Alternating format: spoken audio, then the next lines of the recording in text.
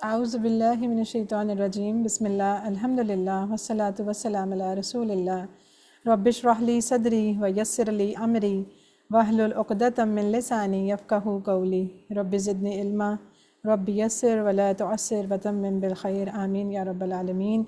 Quran class में तमाम बहनों को अस्सलामु अलैकुम व रहमतुल्लाहि व बरकातुहू। वालेकुम अस्सलाम वरहमतुल्लाहि वबरकातुहू।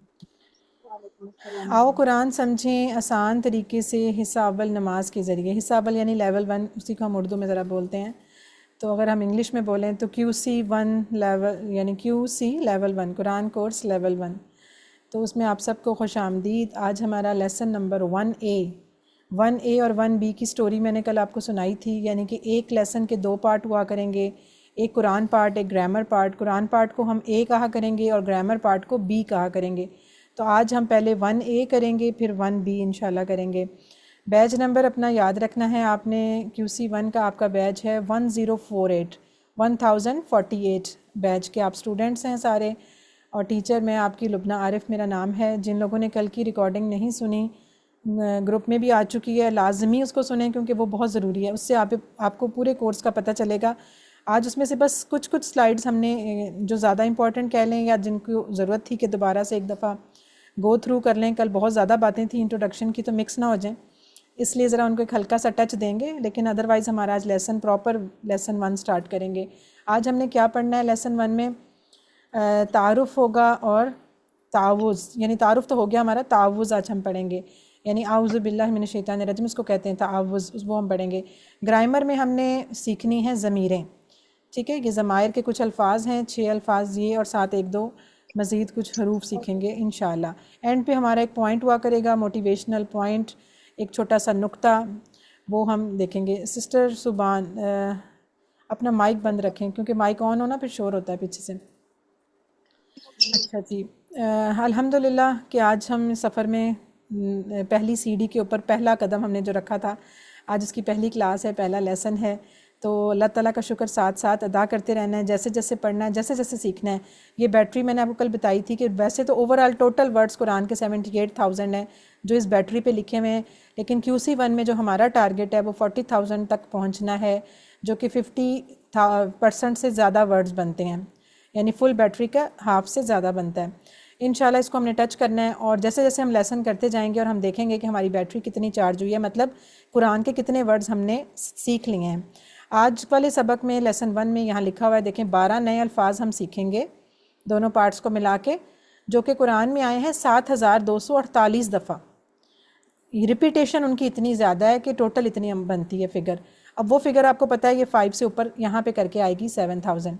तो समझे एक ही दिन में एक ही लेसन में आपकी बैटरी 0 से यहाँ पहुँच जाएगी। तो कितनी खुशी की बात है। हम पहले कर लेंगे फिर एंड पे दोबारा कहेंगे अल्हम्दुलिल्लाह। ये फूल आप सबके लिए, ताकि आप फ्रेश रहें और अच्छी अच्छी सी हम क्लास करें। अच्छा, जो हमारा QC1 ये है, इस कोर्स के जो मकसद हैं, जो 6 पॉइंट्स हैं, ये आपने याद रखने हैं, ये आपके फ़र्स्ट होमवर्क में भी आएंगे, तो इसमें इनको आपने जहन में रखना है। ये हमारा वो मकसद है कि जिसको हम, यानी कि एक तो है ना, ठीक है हम कोर्स कर रहे हैं QC1, लेकिन इसके अंदर हमारा फोकस क्या होना चाहिए, ये सारी चीज़ें हमारे फोकस में रहनी चाहिए। जिसमें सबसे पहली चीज़ है कुरान समझना आसान हो जाए, हमें कुरान मुश्किल ना लगे, हमें कुरान अजनबी ना लगे, बल्कि हमें अच्छा अच्छा प्यारा प्यारा अपना अपना सा लगे। तो ये इंशाल्लाह इस कोर्स के बाद, बल्कि साथ साथ ही आप महसूस करेंगे कि कुरान समझना तो बहुत आसान है, हम तो ऐसे डरे हुए थे। तो ये चीज़ एक तो हमने इसमें सीखनी है, समझनी है। दूसरा, हमारी नमाज जो है वो हम पढ़ते हैं वो हमें समझ आ जाए। समझ से मुराद हम रट्टा नहीं मारेंगे, बल्कि उसके एक एक वर्ड को समझेंगे, उसके मीनिंग को समझने की कोशिश करेंगे, उसको फ़ील करेंगे, उसकी गहराई में उतरेंगे, ताकि हमारी नमाज अच्छी हो। ऐसे ही लगे जैसे हम अपने रब से बातें कर रहे हैं। तो जब नमाज समझ में आएगी तो अल्लाह ताला से ऑटोमेटिकली ताल्लुक़ मज़बूत हो जाएगा। फिर जब ताल्लुक़ मज़बूत होगा, नमाज बहुत मौसर होती जाएगी, तो उसके अंदर खुशू और खुजू भी पैदा होगा, शौक़ भी पैदा होगा। और फिर इंशाल्लाह ये सारा कुछ जब हम कर रहे होंगे कोर्स QC1, तो ऐसे पॉसिबल नहीं है कि आप QC2 ना करेंगे, यानी आपकी कुरान से जो एक ताल्लुक़ बनेगा, तो फिर आप लाजमी अपने पारा नंबर 1 भी स्टार्ट करेंगे। कुरान से आपका एक ताल्लुक़ बनेगा बहुत खूबसूरत इंशाल्लाह। और जब कुरान से ताल्लुक़ बन जाता है, कुरान को हम ज़िंदगी में फिर लाने की कोशिश करते हैं, फिर उस पर अमल करने की कोशिश करते हैं। वरना ऐसा नहीं होता कि सिर्फ पढ़ के तो नॉलेज ले ली और अमल ना किया। ये फिर समझे हमने उसका हक़ अदा नहीं किया। तो जब हम कुरान को जब मोहब्बत से पढ़ेंगे, दिल से पढ़ेंगे, इंशाल्लाह फिर हमारे अमाल भी चेंज होंगे, हमारा इखलाक भी चेंज होगा और हमारी इस्लाह भी इंशाल्लाह होती जाएगी। ठीक है, ये तो हमारे 5 हो गए मकसद।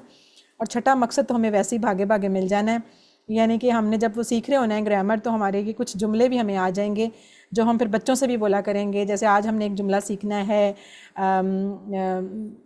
अना मुस्लिम, तो फिर आप अपने बच्चों से भी कहेंगे कि मन मन हुआ या मन अमन अंता, तो वो कहेगा अना मुस्लिम। इस तरह करके आप छोटी छोटी चीज़ें जो हम वैसे हमें पता नहीं होती, लेकिन अब हम इंशाल्लाह सीख लेंगे। ठीक है, ये हमारी, और ये जो हमने कल एक कुरान पाक की आपको कैलकुलेशन बताई थी कि हम जो बार बार कहते हैं जी 50% 50%, तो ये एग्जैक्ट बनते हैं 50% वर्ड्स के। हम जो ये चैलेंज है कि QC1 करने के बाद आपको इतने वर्ड्स आएंगे जो नॉर्मल, वैसे तो कुरान की ज़ाहिर मुख्तलिफ़ कॉपियाँ होती हैं, मुख्तलिफ़ साइज़ की, मुख्तलिफ़ वॉल्यूम की, लेकिन हमने जो एक स्टैंडर्ड चलती है पाकिस्तान में नहीं बल्कि पूरी दुनिया में, जो सऊदी अरब में भी कुरान पाक रखे होते हैं वहाँ मस्जिदों में हर जगह पे, वो हाफिज़ी मदनी मुसफ़ उसे कहते हैं। ये उसका साइज़ होता है।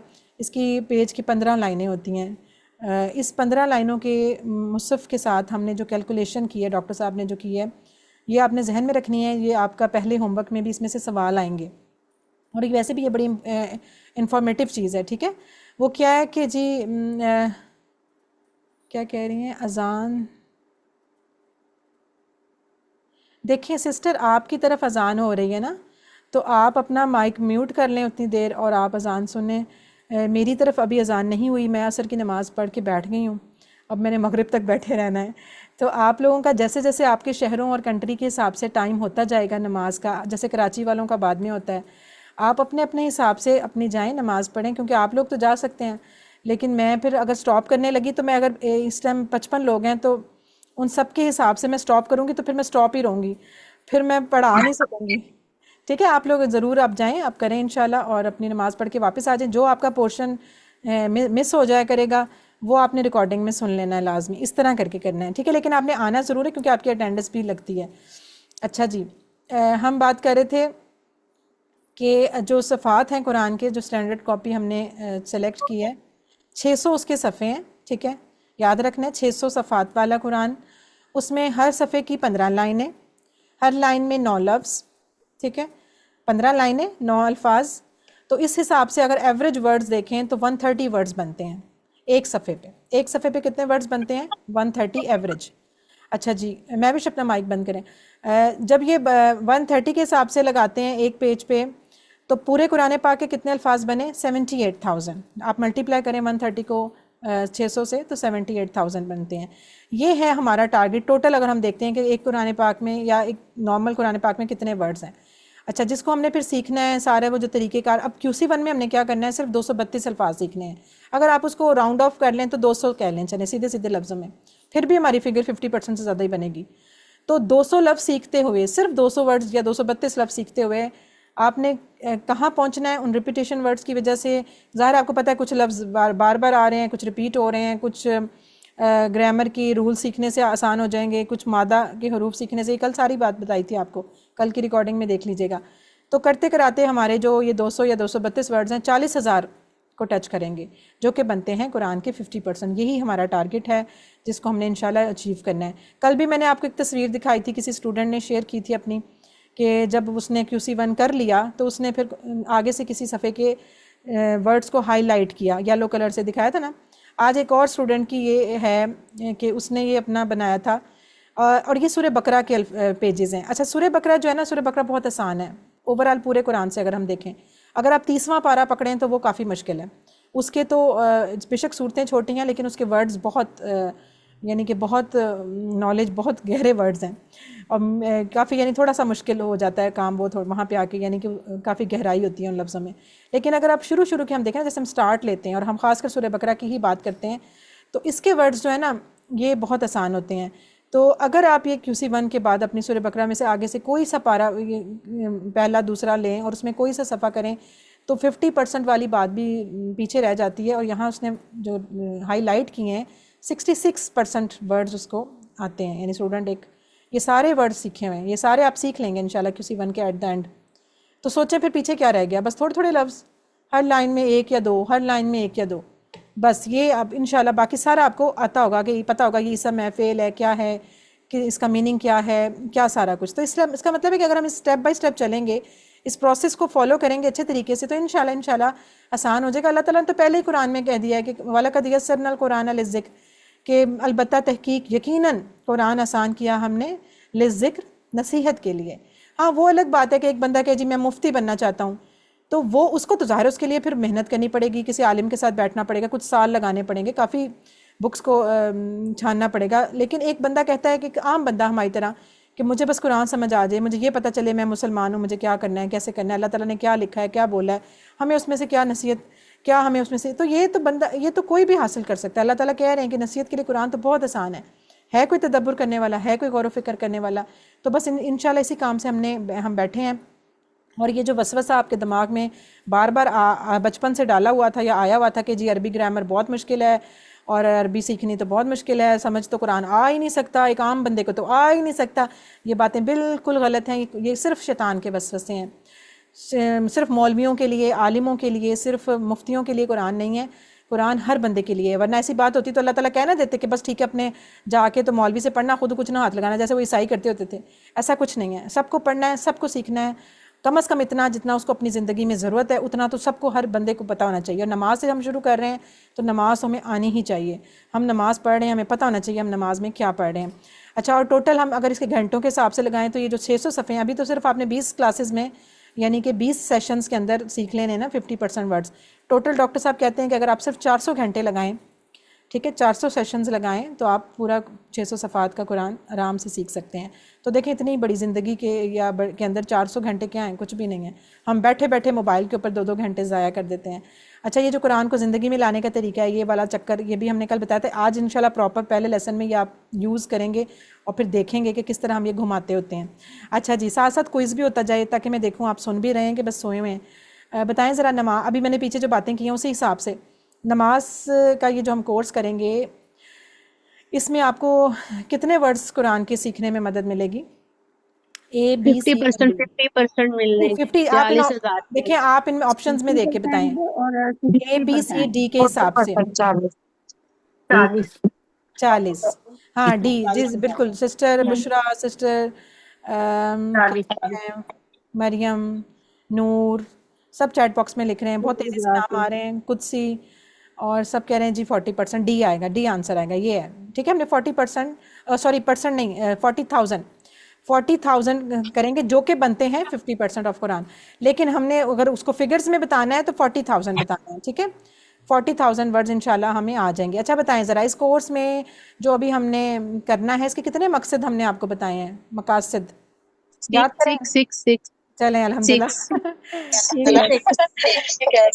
समीना अंजुम ने बिल्कुल ज़बरदस्त पहले से फटाफट जवाब दे दिया। अभी जो आपको मैंने पहली स्लाइड दिखाई ना, मैंने वो चीज़ें रिपीट की हैं जिसके सवाल थे, ताकि आप ये ना कहें ये तो कल पढ़ा था भूल गया, ताज़ा रिपीट करवा दिया। अच्छा चलें जी, 6 मकसद याद रखने हैं जो हमारे QC1 के मकासद हैं। अच्छा, आगे बताएं कि इस कोर्स में जो हम कर रहे हैं ये हमें क्या समझाना चाह रहा है कि कुरान सीखना क्या है?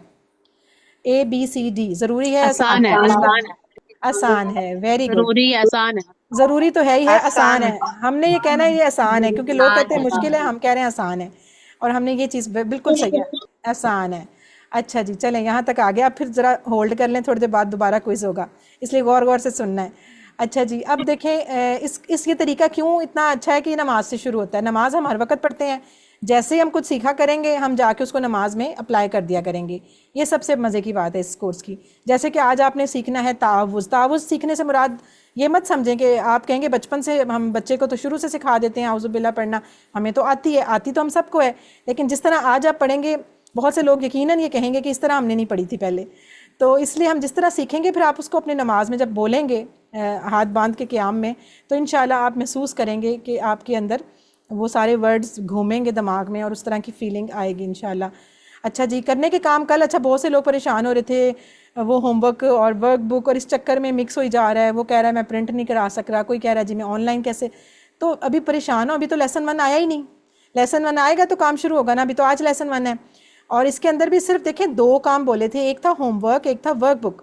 तिलावत तो हमने करनी है, वो तो ऐसे मुस्लिम हम सबको करनी है। अच्छा, होमवर्क और वर्कबुक को मिक्स कर देते हैं क्योंकि दोनों के साथ ज़रा वर्क का लफ्ज़ आ रहा है। एक है होमवर्क, जैसे बच्चों को कराते हैं होमवर्क, ये आपका होना है गूगल फॉर्म के ऊपर। जिस तरह आपका रजिस्ट्रेशन फॉर्म होता है ना, मोबाइल पे ही खुलेगा, मोबाइल पे ही सबमिट होगा और मोबाइल पे डायरेक्ट मेरे पास आ जाएगा, किसी को कुछ करने की ज़रूरत नहीं है, ना कोई प्रिंट ना कोई कुछ। ये ऑनलाइन होमवर्क है और हर 2 लेसन के बाद एक होमवर्क आया करेगा। और एक चीज़ है वर्कबुक। वर्कबुक किताब यानी कि लिखने का काम, वो आपको प्रिंट करनी पड़ेगी। वो एक किताब की तरह है, जैसे खाली बुक जिसके अंदर सवाल लिखे हुए हैं, आपने जवाब, मैंने आपको दिखा, मैं दोबारा दिखा देती हूँ। ये देखें होमवर्क आपका ये है, जिस तरह ये फ़र्ज़, ये तो कोई और तस्वीर लगी किसी और ग्रुप की। इसी तरह जैसे आज आपका ग्रुप है, इसमें एक मैं लिंक भेजूंगी, जब आज का लेसन हो जाएगा ना, कल मैं आपको होमवर्क भेजूंगी पहला। इस तरह एक लिंक आएगा, उसके ऊपर लिखा होगा QC1 होमवर्क 1 लेसन 1। ये इस तरह एक लिंक होगा ब्लू से कलर का, आप उसको क्लिक करेंगी। जब क्लिक करेंगी आप डायरेक्ट इस तरह एक फॉर्म खुल जाएगा, गूगल फॉर्म। ये तभी खुलेगा जब आपके मोबाइल पे आपका गूगल अकाउंट लगा होगा, यानी ईमेल एड्रेस पासवर्ड आपने लगाया होगा, वरना वो साइन इन मांगेगा। फिर आप उसको साइन इन करेंगी तो वो खुल जाएगा। अच्छा, इस तरह आपका एक होमवर्क खुल जाएगा। फिर उसके अंदर आपने सबसे पहले तो अपना नाम लिखना है, प्लीज़ प्लीज़ प्लीज़ नाम अपना सही लिखना है और पूरा लिखना है। अब फ़र्ज़ करें अब लिख देती मतलब एक बंदा लिख दे आयशा। अब मुझे क्या पता कौन सी आयशा, हमारे ग्रुप में एक नाम के बहुत बहुत लोग भी होते हैं और मेरे पास पुराने स्टूडेंट्स के नंबर भी हैं, मेरे पास बहुत लोग हैं। तो इसलिए आप लोगों ने अपना नाम पूरा लिखना है। जैसे अगर कोई भी है ना, जैसे यहाँ पे मेरे सामने जैसे लिखा हुआ है आलिया आसिफ, ये नाम आपने पूरा लिखना है। आदिया अंजुम, ये आपने अपने पूरे पूरे नाम लिखने हैं, फादर नेम, हस्बैंड नेम, जो भी आप यूज़ करते हैं, और नाम एक ही रखना है। ये ना हो कि होमवर्क 1 में तो कुछ लिख दिया, अगले में कुछ और लिख दिया, तीसरे में मिसेज करके लिख दिया, चौथे में फलानी करके। ऐसे नहीं, आपका होमवर्क का जो नाम होगा वही आपके सर्टिफिकेट पे आहिस्ता आहिस्ता सेम नाम रखना है, पूरा रखना है, वही आपके सर्टिफिकेट पे प्रिंट होएगा। तो इसलिए नाम एक तो सही लिखना है, अपना व्हाट्सअप नंबर और फादर नेम पहली दफ़ा पूछा होगा, बाद में खैर इतने लंबे नहीं पूछेंगे। तो उसके बाद फिर ये सवाल आ जाएंगे। सवाल इस तरह बस सिंपल, जैसे कि देखें अभी आपसे मैंने पूछा था हाफिज़ी मदनी मुसफ़ के कितने सफ़ात हैं, यहाँ लिखा है 500, 600, 700, 400। आपने बस 600 सफ़ों को टिक कर देना है, यहाँ पे ऐसे टिक कर, इस तरह आपने हर सवाल को टिक टिक करते जाना है। फिर उसके बाद क्या होगा, अच्छा कुछ सवाल इस तरह के भी होंगे जैसे टेबल्स की तरह। जैसे ये देखें ना, यहाँ साइड पे लिखा है फ़ा का मतलब, ये आज हम ग्रामर वगैरह में पढ़ेंगे, फ़ा का मतलब क्या होता है, वाह का मतलब क्या होता है। अब यहाँ पे ऑप्शंस हैं ऊपर, आपने इसके नीचे ढूंढना है। फ़ा का मतलब पस होता है, वाह का मतलब और होता है। इस तरह आपने उसके उस खाने में निशान लगा देना है। मसला ये है कि मोबाइल की स्क्रीन छोटी होती है ना, आपने उसको रोटेट करना है, थोड़ा सा हाथ से आगे पीछे करना है। ये टेबल लंबा है, ये साइड पे आगे भी इसके मज़ीद ऑप्शंस भी हैं। आपने या तो हाथ से उसको ऐसे आगे पीछे करना है, टेबल को देखना है साइड में कुछ और छुपा तो नहीं हुआ, या फिर अपने मोबाइल को इस तरह से लैंडस्केप पे ले जाएं, ऐसे लंबे रुख पे ले जाएं। ठीक है, लैंडस्केप पे ले आएँ और उसके ऊपर फिर आपका कॉलम पूरा या टेबल पूरा नज़र आ जाएगा। ये भी तरीका, लेकिन ध्यान से करना, ये ना बाद में कहें टीचर वहाँ पे तो ऑप्शन थी ही नहीं, मैं टिक कहाँ करूँ। भाई ऑप्शन उसके अंदर ही है, आप ज़रा देखें तो सही, इधर उधर हिला जुला के आपने उसको इस तरह करना है। फिर उसके बाद सारा जब आपने टिक कर लेना है, सारे सवाल पूरे हो जाने हैं, आपने सबमिट कर देना है। तो बस सबमिट किया, साथ ही क्या होगा, साथ ही नंबर आ जाएंगे और साथ ही मेरे पास पहुँच जाएगा। इसलिए बस आपका डन हो गया। और दूसरी जो चीज़ है वो है वर्कबुक। वो इस तरह की है, वो इस तरह टिक टिक वाली नहीं है, ये कॉपी है, बुक की तरह है। इसको आपने प्रिंट कराना है और इसको आपने फिल करना है, हाथ से बेशक करें, पेंसिल से करें, पेन से करें। और ये आपका लेसन जैसे आज हम पढ़ेंगे, ये देखें ऊपर लिखा हुआ है तावुज़ लेसन 1, और साथ तारुफ़ी क्लास के भी कुछ सवाल इसमें होंगे। ये देखें, मैंने कहा था ना टेबल आएगा, मुसफ़ के सफ़े कितने हैं, हर लाइन में कितनी, हर सफ़े में कितने लाइनें हैं, और ये सारा लिखा हुआ है यहाँ पे। ये आपने बिल्कुल ऐसे ही जो पढ़ा है। इवन आपके पास है जो, कल तो मैंने स्लाइड्स नहीं भेजी, आज मैं इकट्ठी भेज दूँगी, कल की भी और आज की इकट्ठी स्लाइड्स आ जाएंगी। इन स्लाइड्स को खोल के भी होमवर्क कर सकते हैं, बुक नहीं भी है तो कोई मसला नहीं, स्लाइड्स को खोलें, सारा कुछ उसमें लिखा हुआ है, आराम से उसको ढूंढें और उसमें से कर लें। ठीक है, इस तरह आपने इसको कर लेना। और ये करके फ़ौरन मुझे नहीं भिजवाना, आप अपने पास रखती जाएँ, करती जाएँ। मैं आपको हेल्पर टीचर्स के नंबर दूँगी, आप उनमें से कोई एक टीचर, सबको नहीं, कोई एक टीचर अपनी सेलेक्ट कर लें, उनके साथ राब्ते में रहें, उनको अपनी तस्वीरें भिजवा के अपने लेसन्स की चेक कराते रहें साथ साथ, नॉट एट द एंड। इकट्ठे कोई नहीं लेगा आपका काम, फिर साथ साथ दिखाती रहें, थोड़ा थोड़ा करके, एक एक सफ़ा, दो सफ़े करके, और उसके बाद चेक करा के जो भी गलतियाँ वो बताएंगी ठीक करा के अपनी बुक को बस आपने कंप्लीट करते जाना है। और मुझे आपने बिल्कुल एट द एंड 10 अगस्त का जो मैंने टाइम दिया, आपने मुझको 10 को भिजवानी है। वो भी मुझे ऐसे नहीं भिजवानी, जस्ट उसको व्हाट्सअप करवाना है, उसकी PDF फाइल बनाएंगे इंशाल्लाह, वो बात का मसला है, वो हम बता देंगे। ठीक है, ये सारा चक्कर था, इसलिए इतना परेशान नहीं होना। 2 चीज़ें हैं, एक गूगल होमवर्क और एक वर्कबुक बस, और वीकली एक दफ़ा ही आना है और एक दफ़ा ही करना है। कोई इतना लंबे चौड़े रोज़ मसरूफ़ करने वाला काम ही नहीं है, इसलिए बिल्कुल टेंशन ना लें, बस अपना लेक्चर गौर से सुनें। कोशिश करें कि एक दफ़ा हफ्ते पूरे में, जैसे कि अगली क्लास अब हमारी जाके होनी है बुध को, तो बुध से पहले पहले आप ये दोनों जो लेक्चर हैं, कल वाला एक आज वाला, एक दफ़ा कभी किसी टाइम बैठ के दोबारा से इसकी रिकॉर्डिंग ज़रूर सुन लीजिएगा, क्योंकि दोबारा सुनने से बहुत सी चीज़ें और क्लियर हो जाती हैं। पहली दफ़ा में बंदा शायद उन चीज़ों को उतना गौर से सुन नहीं रहा होता, या थोड़ा सा ध्यान इधर उधर हो जाता है। बस ये काम करना है आपने, ठीक है। बस ये है। चले अब हम स्टार्ट करते हैं अपना पहला लेसन। आज हमने पढ़ना है तावुज़। तावुज़ का तलफ़ुज़ पहले तो ठीक कर लें। अक्सर ज़्यादातर लोग इसको ताउज़ बोलते हैं, तो कोई कुछ बोलता है, लेकिन ये वर्ड होता है तावुज़, ठीक है, तावुज़। और क्योंकि वाव पे देखें शद है। अच्छा, ये आउज़ुबिल्लाह को कहते हैं, उसका नाम है। इसका मीनिंग ये होता है कि हिफाजत करने वाली चीज़। और ये आउज़ुबिल्लाह भी क्या होता है, हमें शैतान से हिफाजत दिलवाती है। तो इसको हम पढ़ते हैं। पहले हम इसकी तिलावत सुनेंगे, फिर हम इसका तर्जुमा करेंगे। सब सुने इसको। अऊज़ु बिल्लाहि मिनश शैतानिर रजीम। मैं पनाह में आता हूँ अल्लाह की शैतान मरदूद से। अऊज़ु। अच्छा, अब वर्ड टू वर्ड हम पहले तो हमने एक दफ़ा उसका रवां तर्जुमा किया, अब इसी तरह हम एक एक वर्ड को पकड़ेंगे और उसके बारे में बात करेंगे। सबसे पहला लफ्ज़ है आऊज़ु। आऊज़ु जो है, इसका इशारा इस तरह करके होता है, माथे पे एक उंगली के साथ इस तरह। अब ये जो इशारे हैं, ये असल में फ़ेल है, एक ना वर्ब है। ये इंशाल्लाह इसी कोर्स के लेसन नंबर आई थिंक 12 में जाके आप एग्जैक्ट ये टेबल भी कर लेंगे, फिर आपको अंदाज़ा होगा कि ये इशारा हमने क्यों किया था। उस टाइम आप किसके इशारे भी सीख लेंगे। फ़िलहाल अभी पहले ही दिन अगर मैं एक्सप्लेन करूँगी तो आप मसला हो जाएगा। आप बस इसको इतना याद रखें, ये फ़ेल है, ठीक है, इसम नहीं है, फ़ेल है। इस लफ्ज़ का कोई टुकड़ा नहीं होना, आपने इसको इकट्ठा ही पढ़ना है, आऊज़ु। और इसका मीनिंग होता है मैं पनाह में आता हूँ या आती हूँ, दोनों आ सकते हैं। आता हूँ या आती हूँ, दोनों आ सकता है। अच्छा, इसका आऊज़ु में मैं पनाह में आता हूँ, आप मैं को कैसे याद रखें? इसका ये जो हमज़ा लगा हुआ है साथ, जस्ट फॉर हिंट कि आपको इसका मीनिंग ना भूले, आप इसको याद रखें कि ये जो हमज़ा यानी ऐसा डंडा यानी ऐसा अलिफ जिसके ऊपर हरकत हो, उसको हमज़ा बोलते हैं। उर्दू में तो हम इसको अलिफ ही बोलते हैं ना। अलिफ हालांकि होता है खाली वाला ना, जिसके ऊपर हरकत हो वो हम अलिफ नहीं होती, वो हमज़ा कहलाया जाता है अरबी में, तो इसको हमज़ा बोलते हैं। ये जो हमज़ा है ना, ये आप ऐसे ही समझ लें जैसे इंग्लिश का आई नहीं होता, I am girl, I am women, तो आई होता है ना मैं, तो बस आप यही समझें कि ये जो आई से शुरू हो रहा है ना फ़ेल, इसका मतलब मैं ही है।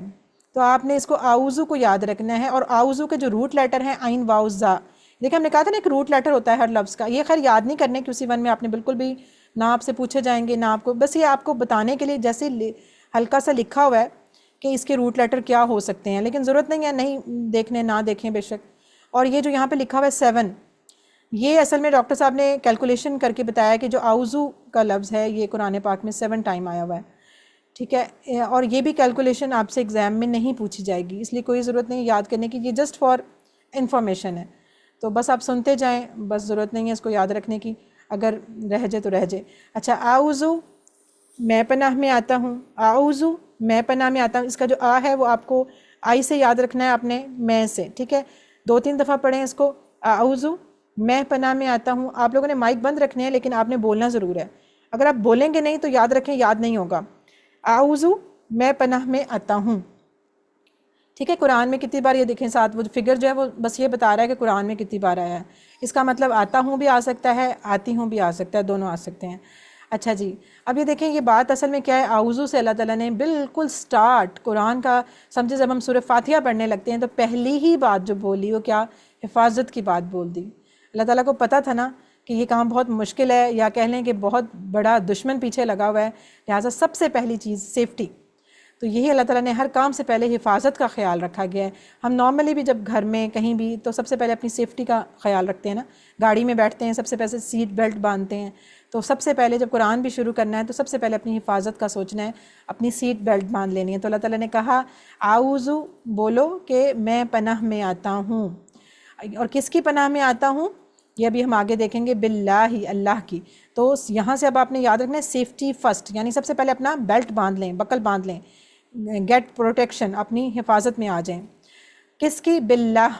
अब ये असल में है 2 वर्ड्स, एक है बी और एक है वर्ड अल्लाह। अल्लाह तो आपको पता है अल्लाह ताला का ज़ाती नाम है, अल्लाह ताला के बहुत से नाम हैं और उसमें से सिफाती नाम भी हैं, लेकिन अल्लाह जो वर्ड है ये अल्लाह ताला का ज़ाती नाम है, ठीक है। और इसके साथ जो बी था ये जुड़ा हुआ था। हम इंग्लिश में तो जैसे बोलते हैं ना आई एम अ बॉय, तो हमने आई एम स्पेलिंग्स के साथ जोड़ते हैं चीज़ों को। अरबी में क्या होते हैं, छोटे छोटे लफ्ज़ जुड़ते हैं तो जुमला बनाते हैं। अब ये दिखने में बिल्लाह था, लेकिन इसका मतलब है अल्लाह की, बी इसमें अलग हो गया और अल्लाह अलग हो गया, यानी हम किसकी हिफाजत मांग रहे हैं? अल्लाह की हिफाजत मांग रहे हैं। अब ये देखें, ये साइड पे लिखा हुआ है 2550। इतनी दफ़ा ये नाम, मतलब ये वर्ड बिल्लाह जो अल्लाह ताला का यानी जो नाम है, या कह लें कि ये बी के साथ इतनी दफ़ा यूज़ हुआ है। ये सारी फिगर्स भी साथ साथ बताते जा रहे हैं कि हमें पता हो।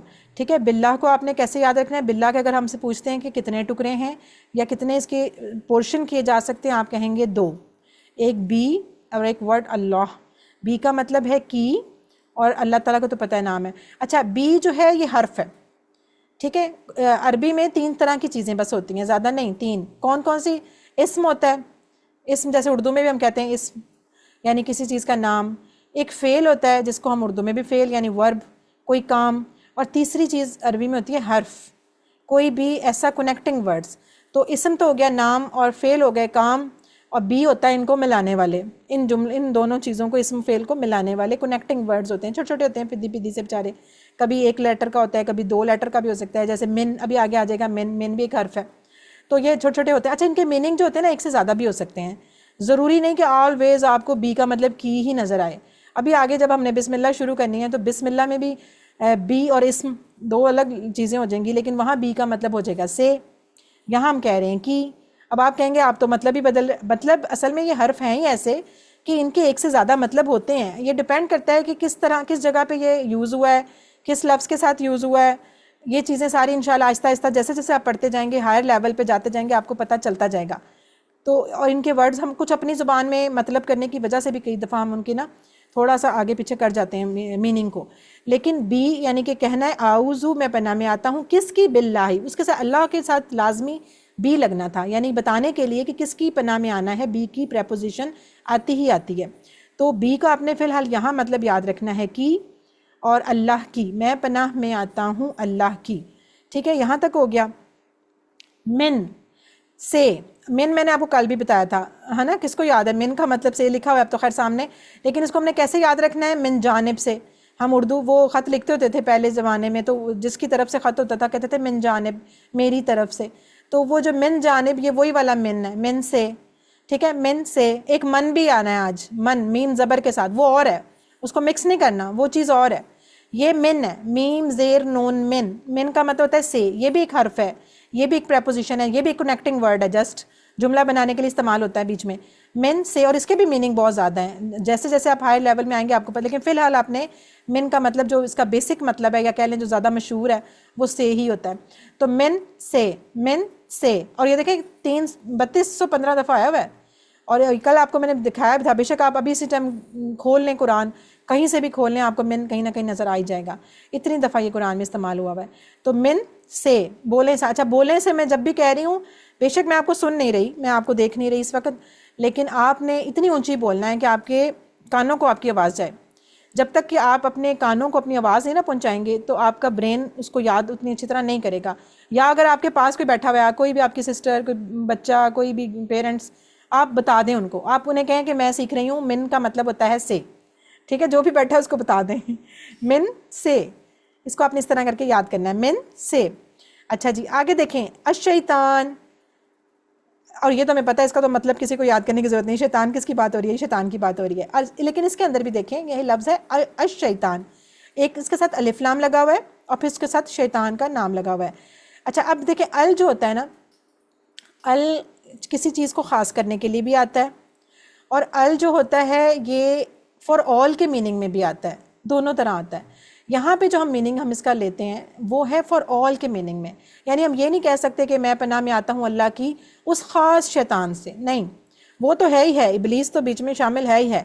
लेकिन इस अल का मतलब यहाँ पे फॉर ऑल का मीनिंग है, यानी हर तरह के शैतान से, जितने भी शैतान हैं, जितने भी उनके चेले, जितने भी उनके बच्चे, उनकी नस्ल, उनकी जिन्स, हर तरह के शैतान से मैं अल्लाह ताला की पनाह में मांगता हूँ, मैं पनाह में आता हूँ या मांगता हूँ। ठीक है, अल्लाह ताला की किससे? शैतान से, हर तरह के। अल ने उसको बिल्कुल फॉर ऑल कर दिया। तो इसका मतलब कि अगर अश शैतान के भी टुकड़े हम करेंगे तो अलिफ लाम अलग कर देंगे और साथ शैतान। और आपको ये बात बता दूं, बेशक आप इसे लिख लें कहीं, कि अलिफ लाम हमेशा इसम के साथ लगता है, कभी ऐसा नहीं होगा, कभी ऐसा नहीं होगा कि वो फेल के साथ लगे या हर्फ के साथ लगे। अलिफ लाम लगता ही इसम के साथ है, यानी नाउन के साथ, इस्म यानी किसी भी नाम के साथ, किसी भी चीज़ के साथ, किसी भी जगह के साथ। आपको पता है नाम चीज़ जगह, बच्चे नहीं खेलते थे नाम चीज़ जगह, वो क्या था, वो सारी नाउन्स ही थे ना। तो ये सारा, और बल्कि अरबी में तो मज़ीद होता है सिफ़ात जो होती है ना किसी की तारीफ़ या बुराई, जैसे मोटा, पतला, ताज़ा, लंबा, चौड़ा, ये भी सारे इस्म होते हैं, सिफ़ात भी इस्म होती हैं अरबी में। तो आप अलिफ लाम जो है हमेशा इस्म के साथ लगेगा। यानी आप ये कह लें कि अगर आपसे मैं पूछती हूँ ना कोई भी लफ्ज़ जिसका मीनिंग आपको आता हो या ना आता हो, अगर उसके साथ अलिफ लाम लगा, आप आंखें बंद करके कह देंगे इस्म है, ज़रूरत ही नहीं सोचने की कि ये फ़ेल है या हर्फ है या क्या है। ठीक है, अलिफ लाम जिसके साथ हो वो क्या होता है, नाउन होता है। और बल्कि नाउन में भी वो ख़ास हो जाता है, एक जैसे नाउन, नकरा और मारफा, ये खैर आगे की बातें इंशाल्लाह, ये सारा कुछ हम करेंगे कोर्स में। फ़िलहाल बस आप याद रखें इस्म के साथ अलिफ लाम लगेगा, इसको अलग भी कर सकते हैं। और यहाँ का मतलब है फॉर ऑल। इसके भी देखें नीचे उन्होंने रूट लेटर लिखा, लेकिन खैर ये याद नहीं करना, लेकिन हर लफ्ज़ का भी कुछ रूट होता है, यानी कि जैसे उसकी बेसिक, फ़र्ज़ करें जैसे मैं अब कहती हूँ कि आपने केक बनाया, तो केक के क्या उसके मेन इंग्रेडिएंट्स क्या होंगे, फ़ौरन आपके जहन में अगर मैदा, अंडा और ये दो चीज़ें तो लाजमी हैं, फिर ही तो केक बनेगा, वरना केक कैसे बनेगा। या अगर मेरे को बिरयानी बनानी है, तो हालांकि बिरयानी के लफ्ज़ में चावल तो कहीं भी नहीं मैंने बोले, लेकिन आपके फ़ौरन माइंड में क्या आता है कि चावल होंगे तो बिरयानी पकेगी ना। तो ये कुछ बेसिक चीज़ें होती हैं। इसी तरह एक वर्ड होता है ना जब अरबी में, तो उसका एक बेसिक रूट लेटर होता है, यानी उससे मिल के वो बनता है। हाँ, उसके अंदर मज़ीद लफ्ज़ आ सकते हैं, बीच में कुछ और घुस सकता है, वो कुछ और बन सकता है, लेकिन उसकी जो मेन रूट लेटर होंगे वो नहीं चेंज होते। तो शीन, तो और नून इसका शैतान का भी रूट लेटर है। खैर इसको छोड़ दें, ये तो एडिशनल बात है। आगे देखें ये, अच्छा जो हम इसम पढ़ा करेंगे और जिन किस्म की हम आपको जमा बताएंगे, वाहिद जमा, वो भी आपने याद रखनी है। तो शैतान की जमा है शयातीन, ये हम वैसे उर्दू में भी बोलते हैं ना, हम कहते हैं यहाँ तो बहुत सारे लगता है शयातीन इकट्ठे हो गए हैं, ये तो बहुत जाना पहचाना वर्ड है आपका। तो बस इसको याद रखें, शैतान की जमा होती है शयातीन, और ये 88 टाइम्स कुरान में इस्तेमाल हुआ है शैतान से रिलेटेड या शयातीन से रिलेटेड वर्ड्स। अच्छा जी, आगे देखें, यहाँ तक हो गए। अर्रजीम, अर्रजीम, इसके भी देखें दो टुकड़े हो सकते हैं, अलिफ लाम अलग हो सकता है और रजीम अलग हो सकता है। अब अलिफ लाम आपको पता है हमेशा इस्म के साथ लगता है, इसका मतलब रजीम भी इस्म होगा। अब इस्म अब हम तो कहते हैं किसी का नाम, लेकिन रजीम का मतलब होता है कि मरदूद, धुतकारा हुआ, रिजेक्टेड, सीधे लफ्ज़ों में बोलें तो रिजेक्टेड। तो इसका मतलब कि ये भी एक सिफ्त हो गई ना, किसकी, शैतान की। शैतान की सिफ्त आई है साथ, लिहाजा सिफ़ात भी जो होती हैं वो भी नाउन्स होते हैं, और उनके साथ भी अलिफ लाम लगता है। और यहाँ अलिफ लाम का मीनिंग फॉर ऑल नहीं होगा, क्योंकि ये अब ज़ाहिर सिफ्त के साथ आया, इसका मतलब होगा वो जो, यानी वो शैतान जो रजीम। ज़ाहिर वह शैतान तो वैसे रजीम ही थे, असल में शैतान जिन था ना, लेकिन आपको पता है कि जिन सारे तो रिजेक्टेड नहीं हैं, कुछ नेक जिन भी होते हैं। लिहाजा यहाँ पे उन शैतानों की बात हुई है, उन जिन्नात की बात हो रही है कि जो रिजेक्टेड थे, जो जिनको अल्लाह ताला ने रिजेक्ट कर दिया, धुतकार दिया। लिहाजा इसका मतलब यहाँ अलिफ लाम का मीनिंग होगा वो जो, ठीक है, वो जो मरदूद है। यानी हम शैतान की सिफ्त बताने लगे हैं कि अल्लाह ताला मैं पनाह में आता हूँ अल्लाह की उस शैतान से जो मरदूद है। इस तरह आप समझ लें इसका मीनिंग। तो रजीम, और रजीम को भी हम आराम से याद रख सकते हैं, जैसे वो रजम की सज़ा होती है ना इस्लाम में, उसमें भी होता है ना पत्थर मार के स्टोन टू डेथ। और इसी तरह जो हज करने जाते हैं और शैतान को कंकरियाँ मारते हैं, वहाँ भी ये लफ्ज़ आपके मिलता जुलता आपके मिल जाता है। तो इससे आप याद रख सकते हैं रिजेक्टेड, रजीम, रिजेक्टेड, धुतकारा हुआ, मरदूद, ठीक है। इस वाली आप बात से उसका मीनिंग जहन में ला सकते हैं, रजीम, धुतकारा हुआ, मरदूद, रिजेक्टेड। इसको आप पढ़ेंगे 2-3 दफ़ा इंशाल्लाह, रजीम, रिजेक्टेड, मरदूद, तो ये आपको याद रहेगा। अब रजीम का मानी याद रखने के लिए एक ये जुमला याद रखें कि क्या शैतान अल्लाह की रहमत से करीब है। सवाल है, क्या शैतान अल्लाह की रहमत से करीब है? नहीं है ना करीब। अल्लाह ताला ने जब उसको मरदूद कह दिया तो इट मीन्स क्या मतलब, अल्लाह ताला ने उसको अपनी रहमत से दूर कर दिया। अल्लाह ताला ने उसको बिल्कुल रिजेक्ट कर दिया कि तुम पे मेरी अब रहमत नहीं हो सकती, बल्कि अपनी बिल्कुल इसको रिजेक्ट कर दिया ना। तो ये चीज़ हमें याद दिलाएगी कि रजीम का मीनिंग क्या होता है। ऐसा शैतान, यानी ऐसे सारे शैतान जो रिजेक्ट हो चुके हैं। शैतान है ही, शैतान कहते हैं, हर उस शैतान का जो लफ्ज़ी मतलब है वो कहते ही उसको है कि जो अपनी हदूद क्रॉस करे, अपनी अताअत की हदों को क्रॉस करने वाला शैतान होता है। उसका नाम ही शैतान इसलिए पड़ता है कि उसने नाफरमानी की, उसने अपनी हदूद को क्रॉस किया, लिहाजा उसका नाम। हालांकि आपको पता है कि जिसने सजदा नहीं किया था उसका नाम तो नहीं था, उसका नाम तो अज़ाज़ील था उस जिन का, और वो तो फ़रिश्तों की लिस्ट में था, वो इतनी बातें करता था अल्लाह ताला की कि उस जिन को अल्लाह ताला ने फ़रिश्तों की लिस्ट में डाल दिया, फ़रिश्तों के पास पहुंचा दिया। फ़रिश्ते तो कभी नो करते ही नहीं, क्योंकि फ़रिश्तों के पास तो नो का इख्तियार ही नहीं है, लेकिन जिन्नात के पास है। एक इंसान के पास भी है और एक जिन्नात के पास भी है नो करने का इख्तियार। तो बस उसने अपने उस इख्तियार को इस्तेमाल किया और हद दर्जे तक हसद और तकब्बुर कर बैठा, तो क्या बन गया? शैतान बन गया। बना ही शैतान इसलिए कि उसने अपनी हदूद क्रॉस की। तो ये वजह थी, और इसीलिए फिर वो रिजीम हो गया रिजेक्टेड, अल्लाह की रहमत से दूर। तो ये चीज़, ये तो हमारी यहाँ तक मीनिंग भी हम पहुँच गए, काफ़ी हद तक हमने समझा। लेकिन अब हम आगे इसमें से जो अपने लिए हम इसको तसव्वुर और एहसास वाला काम करेंगे। मुताला तो हमने किया, अब हम तसव्वुर एहसास के लिए इस चीज़ को महसूस करेंगे कि शैतान है कौन। पता तो सबको है, हर बच्चे को भी पता है शैतान कौन है। बड़ी मीम्स बनी हुई हैं, बड़े बड़े आगे से चलते रहते हैं, मजाक शजाक भी एक दूसरे को कह भी देता है बंदा कई दफ़ा मजाक में, या बच्चे को बहुत तंग कर रहा हो। लेकिन ये बहुत एक बड़ी बात है और बड़ी नहीं कहना चाहिए कि शैतान जो था, ज़ाहिर अभी हमने पीछे पढ़ा कि अल्लाह की रहमत से ये तो रिजेक्टेड है। किसी को हम अगर शैतान बोल दें तो इट मीन्स के गलत, हमने उसको गलत बोला। और दूसरा ये कि हमारा ये बदतरीन दुश्मन है, हम इसको बहुत लाइट लेते हैं, बहुत इजी लेते हैं। इसने आज तक हज़रत आदम अलैहिस्सलाम से लेकर कितने करोड़ इंसान गुजर चुके हैं ना हमारे आने तक। हम तो बहुत नए नए हैं दुनिया में, कितने साल हो गए होंगे, कोई किसी को 20 साल हुए होंगे, किसी को 30 साल, किसी को 40-50 साल हुए होंगे दुनिया में आए। और वो तो हज़रत आदम से भी पहले का, और हज़रत आदम से लेके उसने हर एक को बहकाने की कोशिश की। हज़रत आदम को उसने मतलब इतना किया कि उनको उनसे करवा दिया, फल खिलवा दिया उनको। तो वो हम क्या चीज़ हैं, हम किस खेत की मूली हैं? हम कहें जी मुझ पे तो शैतान का असर ही नहीं होता। अल्लाह ताला कहते हैं कि वो तुम्हारे पास आता है, हर तरफ से आता है, दाएं से आता है, बाएं से आता है, सामने से आता है, पीछे से आता है, हर तरफ से तुम पे हमला करता है। तो जब कोई दुश्मन आपका हर तरफ से हमला करे तो अपने आप को पहले हालत जंग में फ़ील तो करें। हम तो अपने आप को महसूस ही नहीं करते कि हम जंग क्या, हम तो बल्कि उल्टा कहते हैं कि मुझ पे तो शैतान का असर ही नहीं होता, मैं तो नहीं, मैं मुझ पे तो नहीं आ सकता कभी भी, मैं तो जैसे बहुत नेक और पाक साफ़ होना, मुझ पे तो आ ही नहीं सकता। तो हालांकि शैतान मुस्तकिल हमले करता है, चाहे हम घर में हों, चाहे हम अकेले हों, चाहे हम महफिल में हों, चाहे हम ऑफिस में बैठे हों, बाज़ार बैठे हों, दोस्तों में हों, मोबाइल पे हों। और यहाँ तो खैर ज़्यादा ही कुछ आता है मोबाइल पे बैठ के, क्योंकि आप अकेले होते हैं, कोई देख नहीं रहा होता, जो मर्ज़ी देखो, निकालो, करो, कौन पूछने वाला है? कोई देखने वाला ही नहीं। पहले ज़माने में बुराइयाँ करनी फिर भी बहुत मुश्किल होती थी ना। आपको एक बड़ा सा टीवी होता था, सारी दुनिया देखती थी क्या देख रहे हो। अब तो छोटे छोटे मोबाइल हैं, अपने आराम से ब्लैंकेट के अंदर कर लो, जो मर्ज़ी देखो। तो अब तो आसान है गुनाह करना कितना, और इतनी आराम से अब दुनिया में जिसके साथ मर्ज़ी कांटेक्ट कर लो। पहले ज़माने में तो आपको बाहर निकल के कांटेक्ट करना पड़ता था। तो ये जितना दौर जिसे हम कह रहे हैं तरक्की कम, ये हमारी बर्बादी ज़्यादा हो रही है। तो हम अपने उसको महसूस ही नहीं करते कि हर जगह शैतान हमारे साथ है।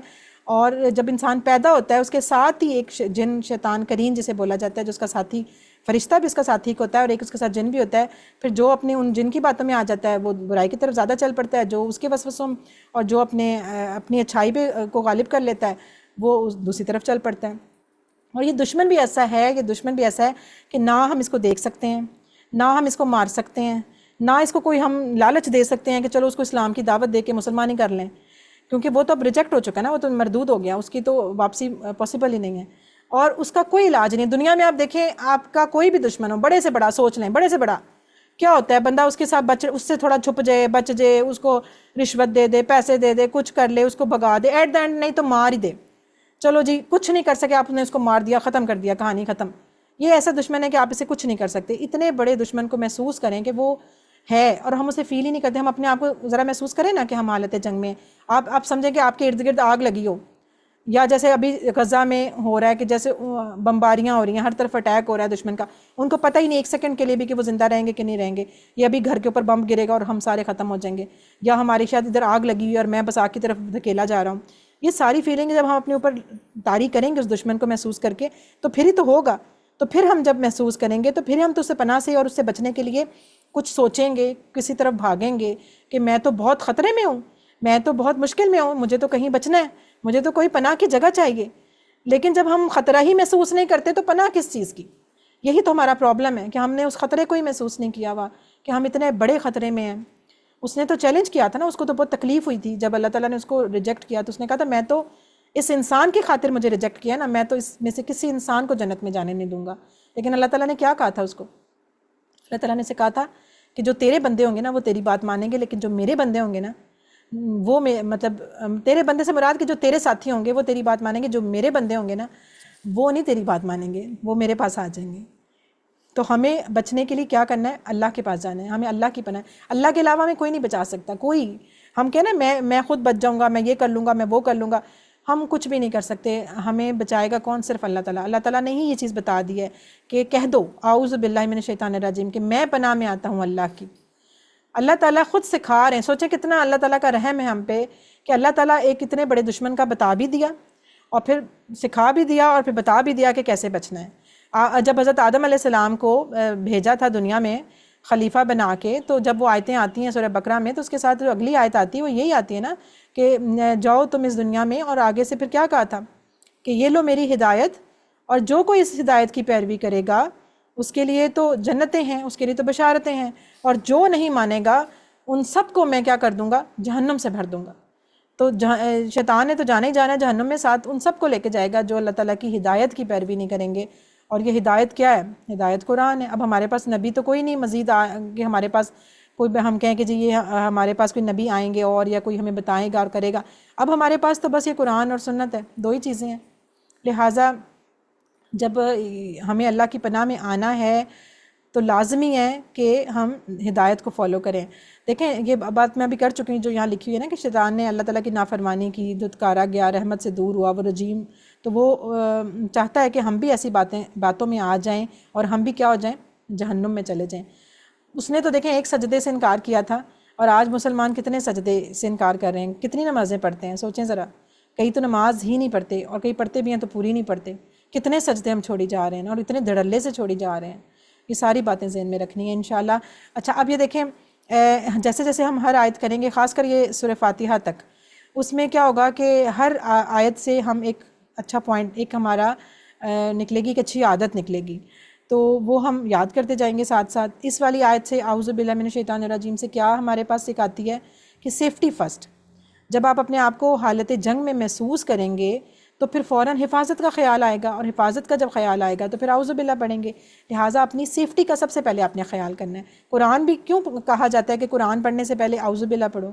क्योंकि कुरान एक आप नेक काम की तरफ चलें ना। और ये कुरान में भी अल्फाज हैं कि शैतान ने कहा था, ये भी कहा था कि मैं इंसान के पास सीधे रास्ते से भी आऊँगा। और सीधा रास्ता किसे कहा गया है? कुरान को। सिरात मुस्तकीम जो है कुरान को भी, यानी कि हिदायत की। तो कुरान सीधे रास्ते पे शैतान ज़्यादा बैठा हुआ है, बुरे रास्ते पे तो उसको बैठा ही बैठा है, उधर तो उसको ज़्यादा बहकाने की ज़रूरत ही नहीं पड़ती, वो तो उसका साथी पहले जा रहा है उसके साथ। असल तो उसका टारगेट हैं ही अच्छे लोग, असल उसके टारगेट तो हैं ही वो वाले लोग कि वो जैसे कहते हैं ना, मक्खियाँ शहद पे आती हैं, मीठी चीज़ पे, अच्छी चीज़ों पे आती हैं। तो ऐसे ही शैतान के टारगेट ही ज़्यादा वो लोग हैं कि जो कुरान पढ़ने लगते हैं, जो नेकी की तरफ आने लगते हैं, जो नमाज़ पढ़ने लगते हैं, वो उसके मेन टारगेट हैं। तो उनको तो ज़्यादा पनाह की ज़रूरत है, ज़्यादा पनाह के लिए आऊज़ु बिल्लाह पढ़ने की ज़रूरत है। लिहाजा अब हमने अपनी पहली आदत, और ये आदतें भी आपने याद रखनी है इंशाल्लाह। ये भी हर आयत के साथ एक एक आदत, इसको हम बार बार रिवाइज़ करेंगे, याद हो जाएंगी। तो आज वाली आयत से तावुज़ से हमने कौन सी आदत सीखी?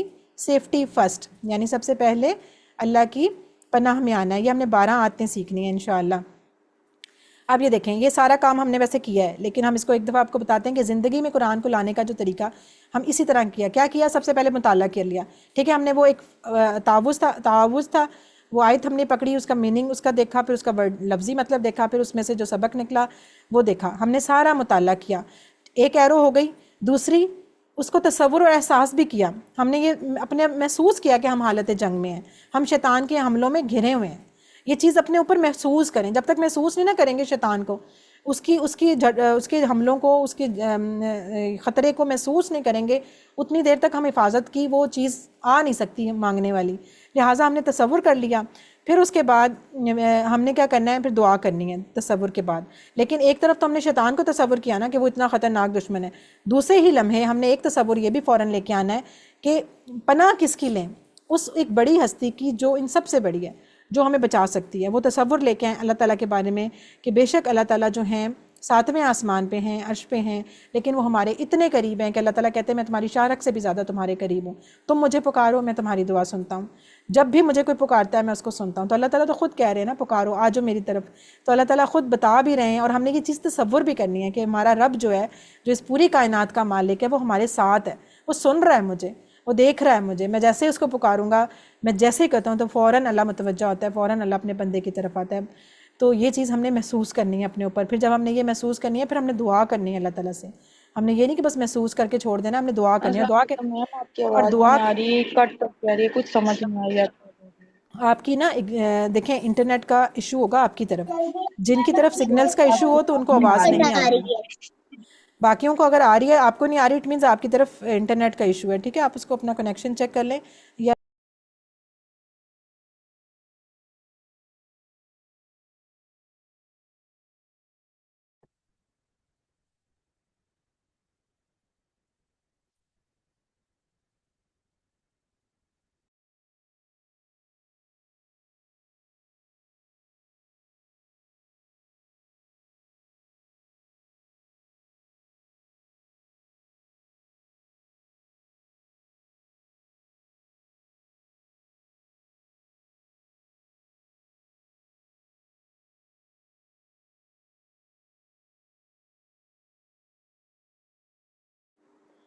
मेरी आवाज़ आपको आ रही है? अब आ रही है? जी जी आप शुरू हुई है। थोड़ी यस सही हो। अच्छा, मुझे लगा था फिर वो ठीक है, मैं एक मिनट। अच्छा चलें, यहाँ पे थे हम कि हमें अल्लाह ताला से भीख के अंदाज़ में अल्लाह ताला से हिफाजत मांगनी है। भीख का अंदाज़ इसलिए लिखा हुआ है कि आप देखें, आप जब कभी खड़े होते हैं बाहर गाड़ी में या वैसे भी कोई भिखारी आ जाता है मांगने, कभी आपने नोट किया किस तरह वो चिपक ही जाता है। वो कई तो ऐसे होते हैं, ऐसे आके जुड़ ही जाते हैं, जान ही नहीं छोड़ते जब तक आप उनको कुछ दे दिला ना दो। इतना तंग करते हैं कि बंदा परेशान हो जाता है कि भी इसको हो क्या गया ना। तो ये चीज़ हर एक को महसूस होगी कि जो जितनी शिद्दत से मांगता है ना, फिर अल्लाह ताला उसको उसी तरह अता करते हैं। हम कहते हैं ना हमारी दुआएं पूरी नहीं होती, मैं इतना मांगती हूँ, मैं ये करती हूँ, मैं वो करती हूँ। असल में क्या होता है, हमारी मांगने में कमी होती है, हम मांग ही नहीं रहे होते उस तरह। अगर हम उस तरह मांगें तो कभी भी ऐसा ना हो कि अल्लाह ताला ना दे। अल्लाह ताला तो कहते हैं कि मुझसे मांगो मैं तुम्हें दूंगा, और अल्लाह का वादा तो झूठा नहीं होता, अल्लाह तो सच बोलते हैं। इसका मतलब हमारे मांगने में कमी होती है। ये देखें, एक माँ महसूस कर सकती है इस चीज़ को। बच्चा होता है ना, रो रो के ज़िद पड़ा होता है, कई दफ़ा इतना तंग करता है, इतनी ज़िद करता है कि बंदा उसको जब तक कोई चीज़ दे ना दे जान नहीं छूटती। हमने अल्लाह ताला से इस तरह मांगा कभी बच्चे की तरह रो रो के और पीछे पड़ पड़ के, और बस पड़े ही जाते हैं, मांग ही जाते हैं। ऐसे नहीं मांगते हमारा वो तरीका। हम बस एक दफ़ा दुआ की, बल्कि अक्सर तो नमाज के बाद दुआ का करने का टाइम ही नहीं होता जी, इतने काम सर पे होते हैं, बंदा ऐसे फटाफट सलाम फेरा और भाग गया।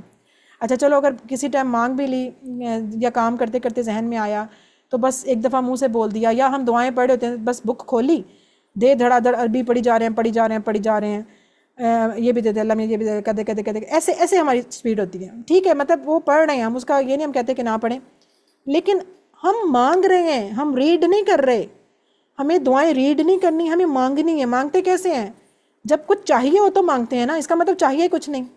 चाहत, शायद हमारी चाहत में ही कमी है, या हमें तलब ही ज़रूरत ही नहीं है। जब हम शिद्दत से मांगेंगे तो फिर पता चलेगा कि क्या भी ऐसे भिखारी की तरह अल्लाह के साथ चिपक जाएंगे, बस अल्लाह मियाँ लेके जाना है, अब तो जाना ही नहीं, लेके जाना है आपसे ना।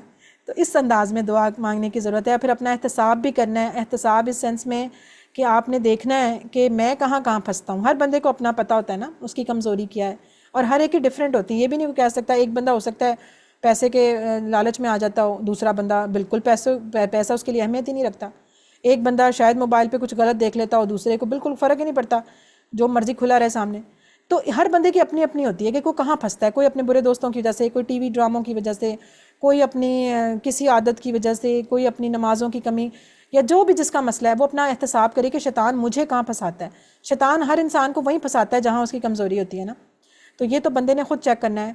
तो कि अपना दोस्त चेक करें, अपना इंटरनेट, अपने मोबाइल्स, अपनी मसरूफियात चेक करें कि मेरे दिन का हिस्सा कहाँ गुजरता है, मैं क्या करता रहता हूँ ज़्यादा टाइम, मैं किसी शैतान के चक्कर में तो नहीं आया हुआ, मैं लोगों की गिबतें तो नहीं करता रहता, मैं हर वक्त किसी को टॉन्ट करना, कमेंट करना, मजाक हंसी ये तो नहीं करता रहता, बस मैं लोगों को ही तजस्सुस और ये करता रहता हूँ, या मैं अपने बारे में ही सोचता रहता हूँ। ये सारी चीज़ें हर बंदे ने अपना खुद एहतसाब करना है।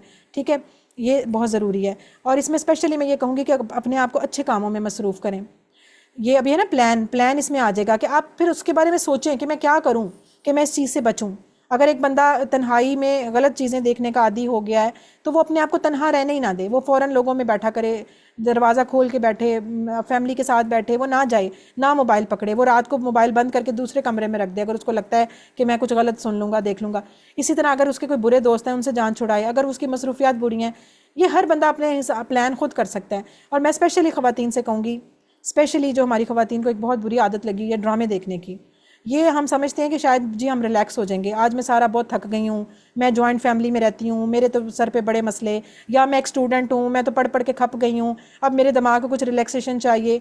तो क्या यही रिलैक्सेशन रह गई है कि हमने गाना सुन लिया, हमने कोई ड्रामा देख लिया, हमने कोई ऐसे क्या और कोई चीज़ नहीं रिलैक्स करने वाली अच्छी चीज़ नहीं थी कि हमने फजूल, हम समझते हैं हम रिलैक्स हो गए, असल में रिलैक्स नहीं होते, हमारी तो ब्रेन वॉशिंग, हम वो चीज़ें हमारे दिमाग को ख़राब कर रही हैं, हम अपने आप को गंदा इनपुट दे रहे हैं। जब हम गंदा इनपुट देंगे तो आउटपुट कैसे अच्छा निकल सकता है? आप एक चीज़ के अंदर गलत डोज डाल जा रहे हैं तो अच्छा कैसे निकलेगा? जाना तो इधर से ही ना, आंखों से, कानों से, इन्हीं चीज़ों से इनपुट जाएगा ना, तो वो आउटपुट क्या निकलेगा? दिमाग के अंदर गंदी सोचें, मुंह से गंदे अल्फाज। बच्चों को देख लेना, बच्चे गेमें खेल के क्या सीखते हैं? गालियाँ सीख रहे होते हैं। तो ये चीज़ हर एक पे अप्लाई होती है। ये ड्रामे श्रामे औरतों को बर्बाद कर रहे हैं, बर्बाद। मैं तो सीधा सीधा ये कहूँगी, ये बर्बाद हमारी नस्ल हो रही है गानों से, ड्रामों से, फिल्मों से।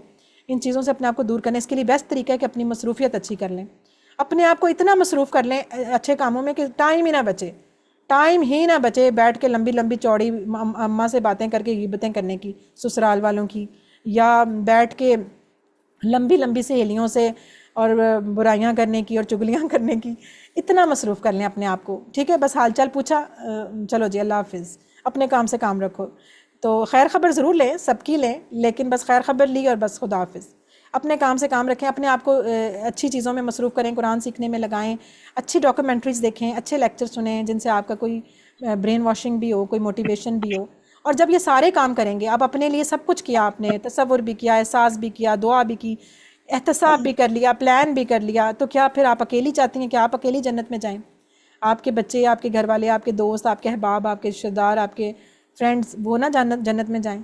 आप फिर अपने सारा कुछ अपने लिए रखना है कि बस अच्छी अच्छी चीज़ें अपने लिए रखनी है, बाकियों को मुझे क्या, मैं क्यों किसी को कहूँ, मैं क्यों ये बात किसी से कहूँ? मैं, हर किसी की अपनी लाइफ है, हर किसी की अपनी प्राइवेसी है, जो मर्ज़ी करे, मुझे क्या, जियो और जीने दो वाला चक्कर नहीं करना। फिर हमें ज़ाहिर है जिसको नहीं पता वो बेचारा इस वक्त, ये नहीं हम कहेंगे कि वो गलत है, वो इस टाइम कह लें गुमराह है, गुमराह कह लें कि उसको नहीं पता, वो नासमझ है, उसको उसके शैतान ने उसको वरगलाया हुआ है। तो इस वजह से उस पर तरस खा के, बल्कि उसका ख्याल करते हुए उसको आप दावत दें और उसको भी अपने साथ अच्छी चीज़ों में अटैच करें, ताकि वो भी आपके साथ जन्नत का साथी बने। जन्नत में मज़ा थोड़ी आएगा जब अकेले अकेले जाएंगे, जन्नत में अच्छा तभी लगेगा ना जब सारे घर वाले भी होंगे, बच्चे भी होंगे, सारे होंगे। तो कोशिश करती रहें। बाकी ज़ाहिर ये मुश्किल काम है, इतना आसान नहीं है, किसी को कहना, किसी को कायल करना बहुत मुश्किल है, ख़ासकर अपने जितने क्लोज़ होते हैं आपके अपने के लोग, वो ज़्यादा मुश्किल करते हैं। दूर वाले बेचारे फिर भी मान लेते हैं मुरब्बत में अपने नहीं मानते। तो अपनों को ज़्यादा लेके आना बड़े प्यार मोहब्बत से, बड़ा सब्र का काम है। और लेकिन कोशिश जारी रखें, अल्लाह से दुआ करते रहें। अल्लाह, वही बात कि अल्लाह से मांगें, जिसकी आप हिदायत चाहते हैं अल्लाह से मांगें, अल्लाह ताला हिदायत देगा उसको भी। तो जिसका जितना ख्याल है उसके लिए उतनी दुआएं करनी शुरू कर दें। तो लेकिन सबसे पहले कि सेफ्टी अल्लाह की, ये सब कुछ अल्लाह के पास आने से होगा। हर चीज़, हमारे आज इतने मसले मसाइल हैं, इतने मसले मसाइल हैं, हम लोग घिरे हुए हैं, हर कोई प्रॉब्लम्स में घिरा हुआ है, किसी के पास कोई मसला किसी, लेकिन ये सारे मसले कब रिलैक्स होगा बंदा? जब अल्लाह की पनाह में आएगा, जब अल्लाह के दर पे आएगा, जब अल्लाह के आगे अपनी गर्दन झुकाएगा, अल्लाह से मांगेगा, फिर देखें दिल को भी सुकून मिलेगा और हिफाजत भी, और ख़ुद ब खुद होना तो वही है जो अल्लाह ने लिखा हुआ है। तो बेहतर है हम अपने रब की तरफ आ जाएं। अब इसी तसव्वुर और इसी एहसास के साथ आपने पढ़ना है, ठीक है? अब उस तरह नहीं पढ़ना जैसे पहले पढ़ रहे थे, आपने बिल्कुल ऐसे फ़ील करना है कि मैं पनाह में आ रही हूँ अल्लाह की। अल्लाह को भी सोचें कि वो अल्लाह जो इतना अजीम है, इतना करीब है हमारे, और उस शैतान को भी सोचें कि वो इतना ख़तरनाक दुश्मन जो मेरे पीछे पड़ा हुआ है। और ये देखें, जान नहीं छोड़ता शैतान कभी भी। इसकी ये नहीं होता कि भाई मैंने कहा ना इसे मार नहीं सकते, कुछ नहीं कर सकते। इसकी हालतें दो ही होती हैं, अभी हम सूरह नास में जाके पढ़ेंगे। इसकी दो ही हालतें होती हैं, या ये वसवसा डालता है पास आके, या ये छुप जाता है। तीसरी हालत कोई नहीं होती इसकी। तो जब हमारा दिल अल्लाह की याद से गाफिल होता है तो वो करीब आके वसवसा डाल देता है और उसको हम लेके आगे चल पड़ते हैं। और या फिर जब हम अल्लाह का जिक्र कर लेते हैं, कोई दुआ पढ़ लेते हैं, फ़ौरन अल्लाह को याद कर लेते हैं, तो वो क्या करता है, पीछे जाके छुप जाता है। लेकिन जाता नहीं है, जाता नहीं है, छुप जाता है। जैसे घर के वो सहन में जाके छुप जाए फ़र्ज़ करें, और फिर जैसे ही दरवाज़ा खुले फिर अंदर आ जाए, फिर छुप जाए, फिर आ जाए, ऐसे ऐसे पेंडुलम की तरह चलता रहता है। तो उसकी दो ही हालतें हैं, खन्नास या वसवास। तो ये सारी चीज़ें हमें कि हमारा दिल अल्लाह की याद में रहेगा, हम अल्लाह को याद करेंगे इंशाअल्लाह, तो फिर हमसे वो दूर रहेगा। यही एक हमारे पास सोल्यूशन है, और कोई सोल्यूशन नहीं है। तो इसी को सोच के अब अल्लिमू का मतलब है अल्लिमू के सिखाएं, ठीक है, आप दूसरों को सबको सिखाएं। और उक्तबू कि अब आप लिखें। मैं आपसे कह रही हूँ अब आपको बाद में इसको लिखना है, इस लेसन को। तो चलें, अब आपने इसी तसव्वुर और एहसास के साथ सब ने एक दफ़ा पढ़ना है। माइक्स बंद रखिएगा, बस आप ऊंची ऊंची पढ़ें। आऊज़ु बिल्लाहि मिनश शैतानिर रजीम। आऊज़ु का मतलब था मैं पनाह में आता हूँ, बिल्लाहि अल्लाह की, मिनश शैतान शैतान से, अर्रजीम जो मरदूद है। इस तरह आपने 1 बाय 1 उसको याद भी रखना है और सोचना भी है। चलें जी, अब ज़रा आ जाए, टेस्ट भी हो जाए साथ साथ ही। आपके क्विज़ में इस तरह के सवाल हुआ करेंगे, इजी इजी। अच्छा, आउज़ू का क्या मतलब? अच्छा, एक और बात मैं यहाँ मैं पे पनाह में आती हूँ। मैं पनाह में आती मैं हूँ। पनाह में आती हूँ। आती हूँ तो वैसे मैं कहीं भी नहीं पनाह लिखा में हुआ, आती हूँ। आती हूँ तो मैं कहीं भी नहीं पनाह में लिखा। आता हूँ। मैं मैं पनाह में पनाह आता में हूँ। आती हूँ। हाँ जी, हमारे साथ छोटी छोटी बच्चियाँ भी हैं ना, मज़ा आता है। मैं पनाह में आता हूँ। अच्छा चलें चलें चलें, अब सुने, अब मेरी बात एक और सुन लें। ये जो अभी हमने पढ़ा है ना फेल, जिसमें मैंने कहा था फेल होता है, फेल जैसे चलें सुने, अब माइक बंद करें। एक और इम्पॉर्टेंट चीज़ यहाँ पे अब आपको होगा कि दो मतलब कैसे आगे आता हूँ और आऊँगा, दोनों दोनों आ सकते हैं। वो इस तरह अभी आगे आप पढ़ेंगे ना, जब अफ़ाल फेल क्या होता है। फेल जिस तरह उर्दू में होता है ना कि फेल के कितने ज़माने होते हैं, माजी, हाल और मुस्तकबिल, ठीक है, प्रेजेंट, पास्ट और फ्यूचर। तो इसी तरह क्या होता है, अरबी के अंदर ज़माने 3 नहीं होते, ज़माने 2 होते हैं, या माजी होता है या मुजारे होता है, ठीक है, माजी या मुजारे। अब माजी तो होता है पास्ट, जो गुजर गया, जिसका मतलब होता है मैं गया, मैंने खाया, मैंने मारा। और एक होता है मुजारे, मुजारे के अंदर फ्यूचर भी होता है और प्रेजेंट भी होता है अरबी में, ठीक है, दो तरह से होता है, या माजी या मुजारे। अब ये जो आउज़ू था ना, आउज़ू, ये मुजारे का असल में फ़ेल था, और इसके मीनिंग में दोनों आ सकते हैं, मैं पनाह में आता हूँ भी और मैं पनाह मांगूंगा या गा, यानी कि फ्यूचर के मीनिंग में भी आ सकता है। ये बहरहाल एक वैसे ही आगे बीच में, ये आगे जाके हम पढ़ेंगे इंशाल्लाह, इसी कोर्स में पढ़ेंगे जब अफ़ाल को पढ़ेंगे। तो ये बस एक ऐसे बात थी, इसको आप देख लें। अच्छा जी, अर्रजीम क्या मतलब पढ़ा था रजीम का? दुत्कारा हुआ, मरदूद। दुत्कारा, ठीक है जी, दुत्कारा हुआ। अच्छा जी, मिन मिन मिन का मिन से दुत्कारा हुआ। से कितनी मजे मजे की आवाजें आ रही हैं। अच्छा, मेरी आवाज किसी तरफ रोटेट हो रही है, उसका माइक बंद कर दें। सीमी सीमी अपना माइक बंद करें। आपके ना मेरा ख्याल आपने वो मेरी आवाज़ ही वापस आ रही है। अच्छा चले, शैतान के वसवसों से बचने के लिए हमें क्या करना चाहिए? अच्छा, एक से ज़्यादा जवाब भी हो सकते हैं।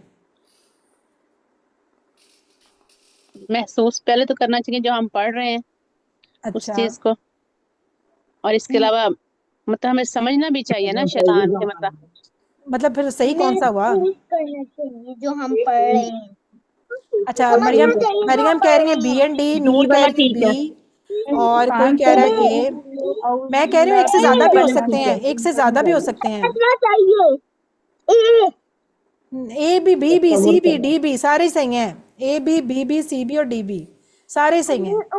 देखें जो हम पढ़ रहे हैं उसको ठीक है, ये सारा कुछ जो लिखा हुआ है ना सारे ठीक हैं। चलें आगे, आउज़ बिल्लाह से मुतल्लिक आदत जो हमने पढ़ी वो कौन सी आदत थी? हिफाजत की, हिफाजत, सेफ्टी ठीक है, हिफाजत की, सेफ्टी सेफ्टी। पर। चलें जी, आपको यहाँ तक। अब हमारा बदतरीन दुश्मन कौन है? ये तो बहुत आसान है। शैतान।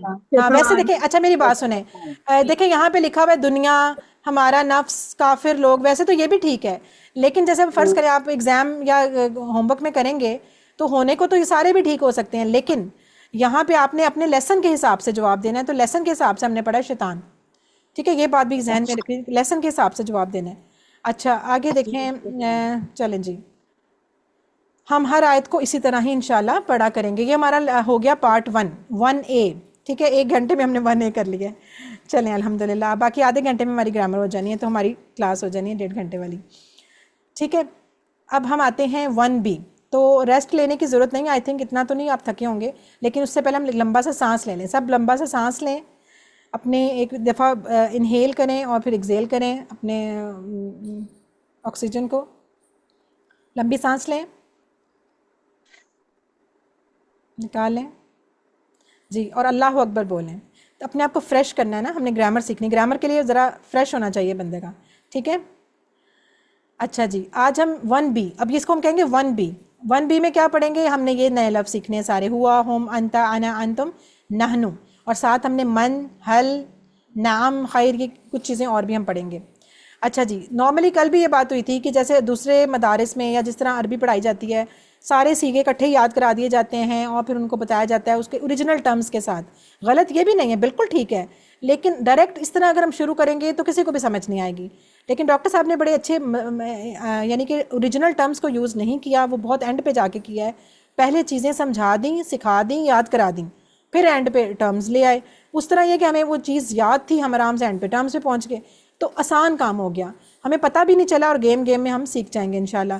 वरना हम अगर इस तरह बोलते ना कि यू मिनून, असल में जो वर्ड होता है फेल होता है, ये जमा है, गायब है, मुज़क्कर है, महमूज़ है, बाब अफ़ाल में से है, फलाने से है, इसका ये फेल मुज़ारे है। मुज़ारे का तो खैर मैं नाम अभी आपके सामने लिया है, फ्यूचर प्रेजेंट दोनों में आ जाता है। लेकिन बहरहाल अगर ये सारी टर्म्स में बोलूँगी तो आप परेशान हो जाएंगे, लेकिन हमने आपको परेशान नहीं करना इंशाल्लाह। हमने ग्रामर किस तरह पढ़नी है, जदीद तरीका TPI के साथ, ठीक है। TPI, total physical interaction. अगर आपने इसको TPI को PTI कर दिया ना तो फिर वो तब्दीली आ जाएगी, फिर नहीं करना, वो नहीं करना।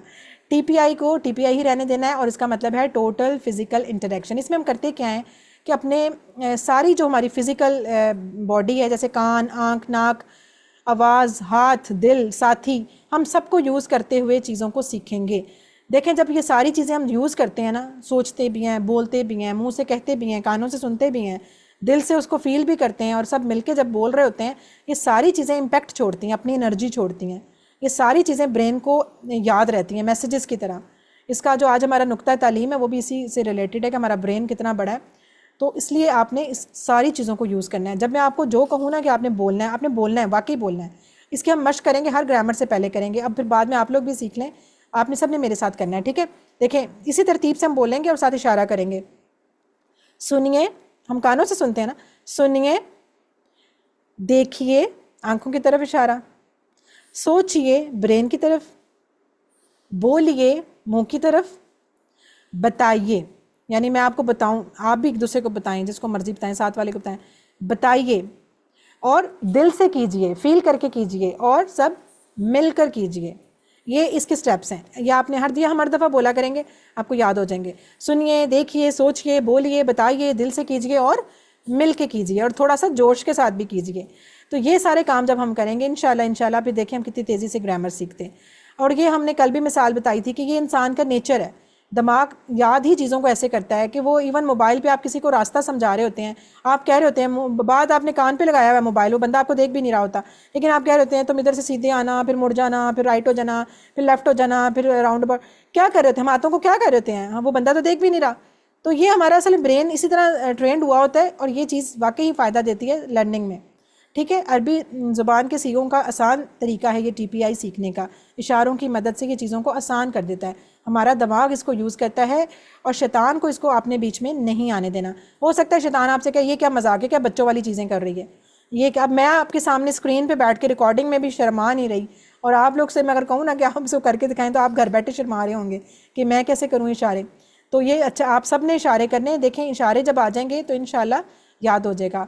तो लिहाजा अगर आपसे ये सवाल आता है कि इस कोर्स में हम ग्रामर कैसे सीखेंगे, तो आपने ये जवाब देना है TPI और अरबी बोलचाल के ज़रिए। ये दो तरीके हम इस्तेमाल करेंगे। एक TPI तो मैंने आपको बता दिया है, ये इशारों को बोलते हैं, और अरबी बोलचाल के वो जुमले हैं जो अभी हम क्लास के एंड पे करेंगे।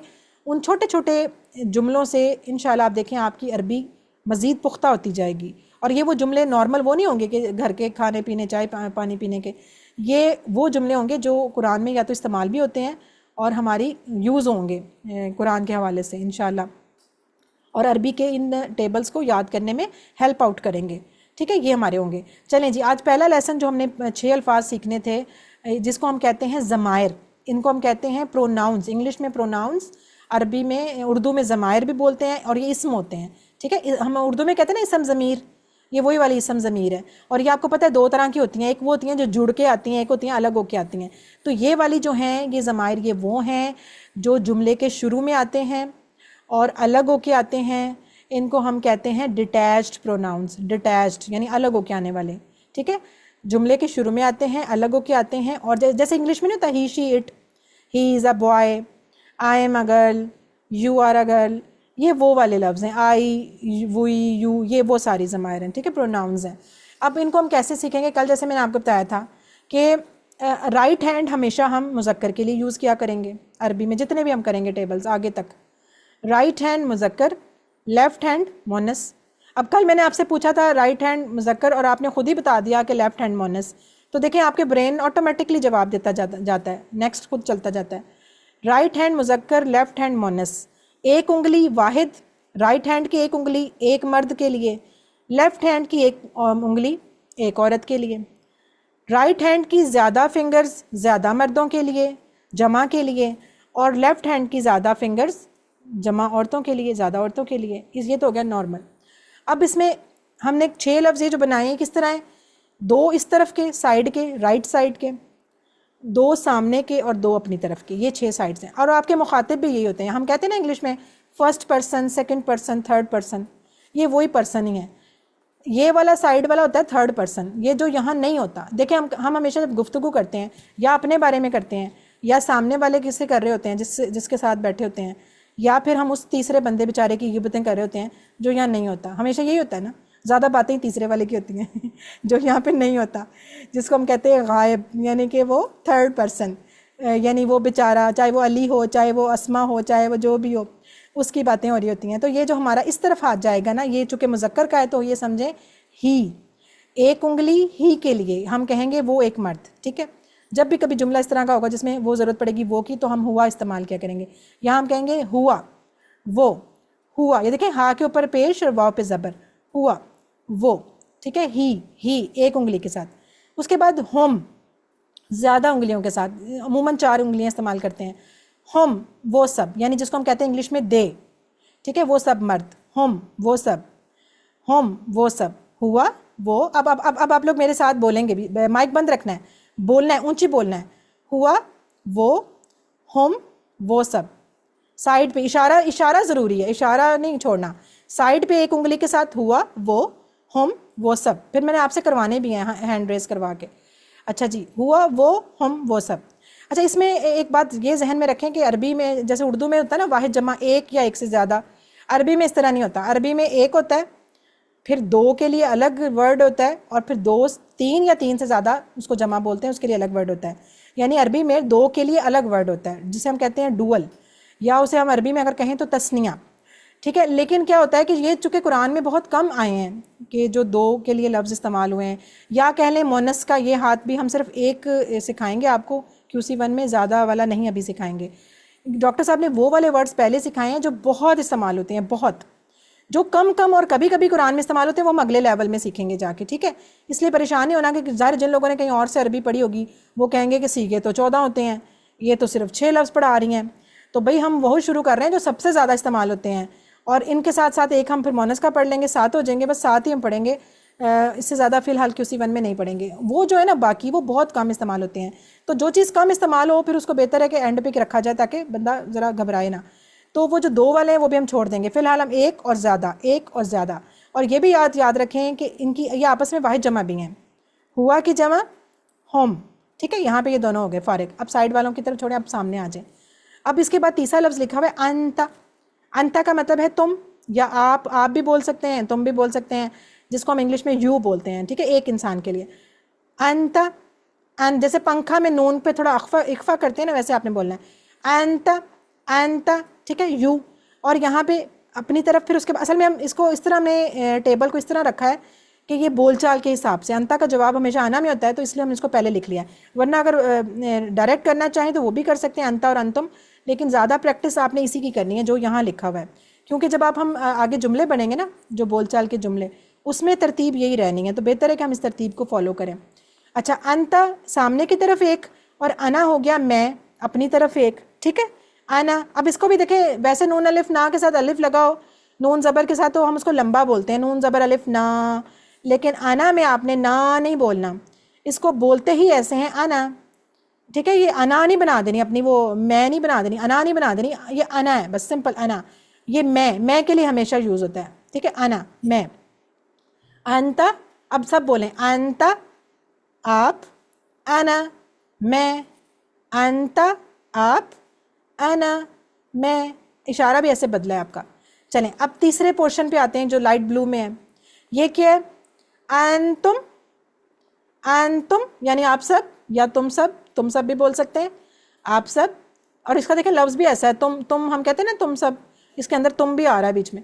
अंतुम, अंतुम, बार बार बोले अंतुम तुम सब, नहनु हम सब, नहनु हम सब, नहनु हम सब।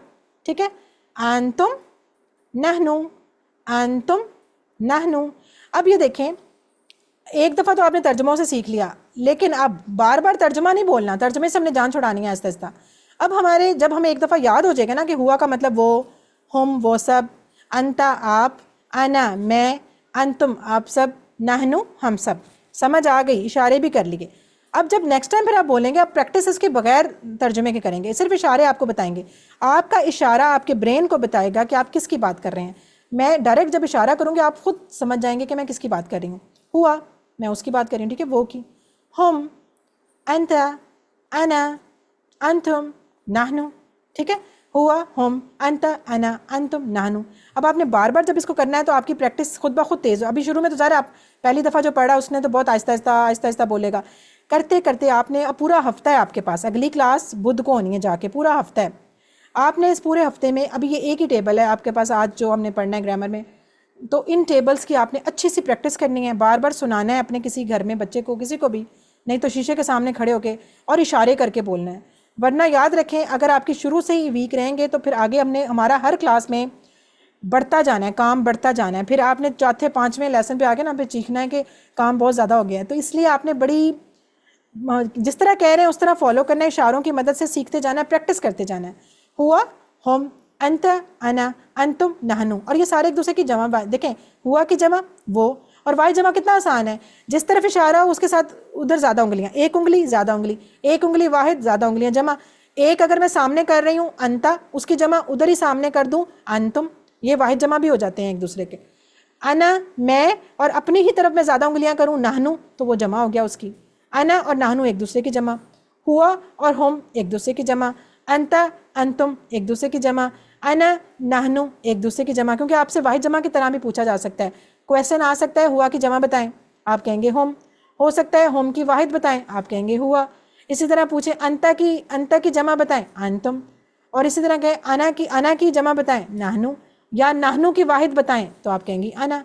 तो ये आप तब करेंगे जब आपको नाम भी आते होंगे, इशारे भी आते होंगे।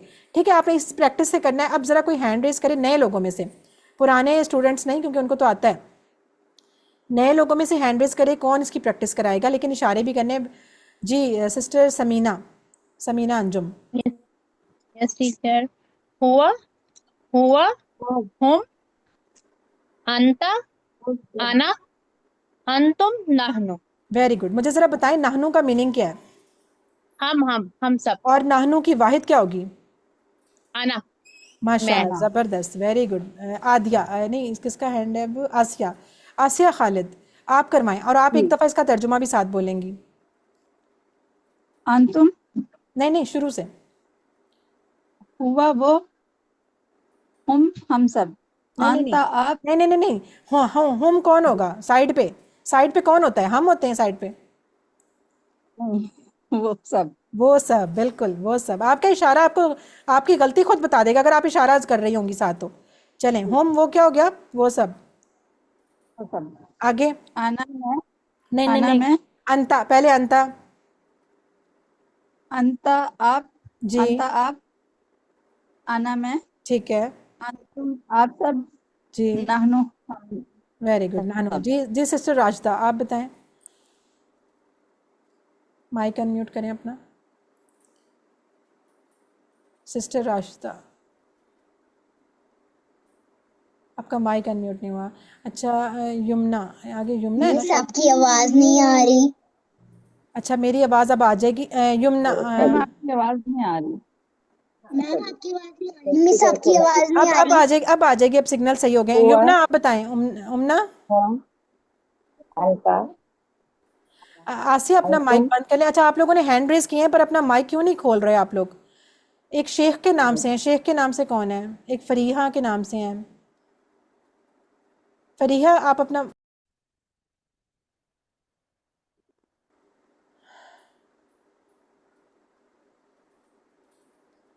अच्छा ये पता नहीं डिस्कनेक्ट फिर क्यों हो गया है।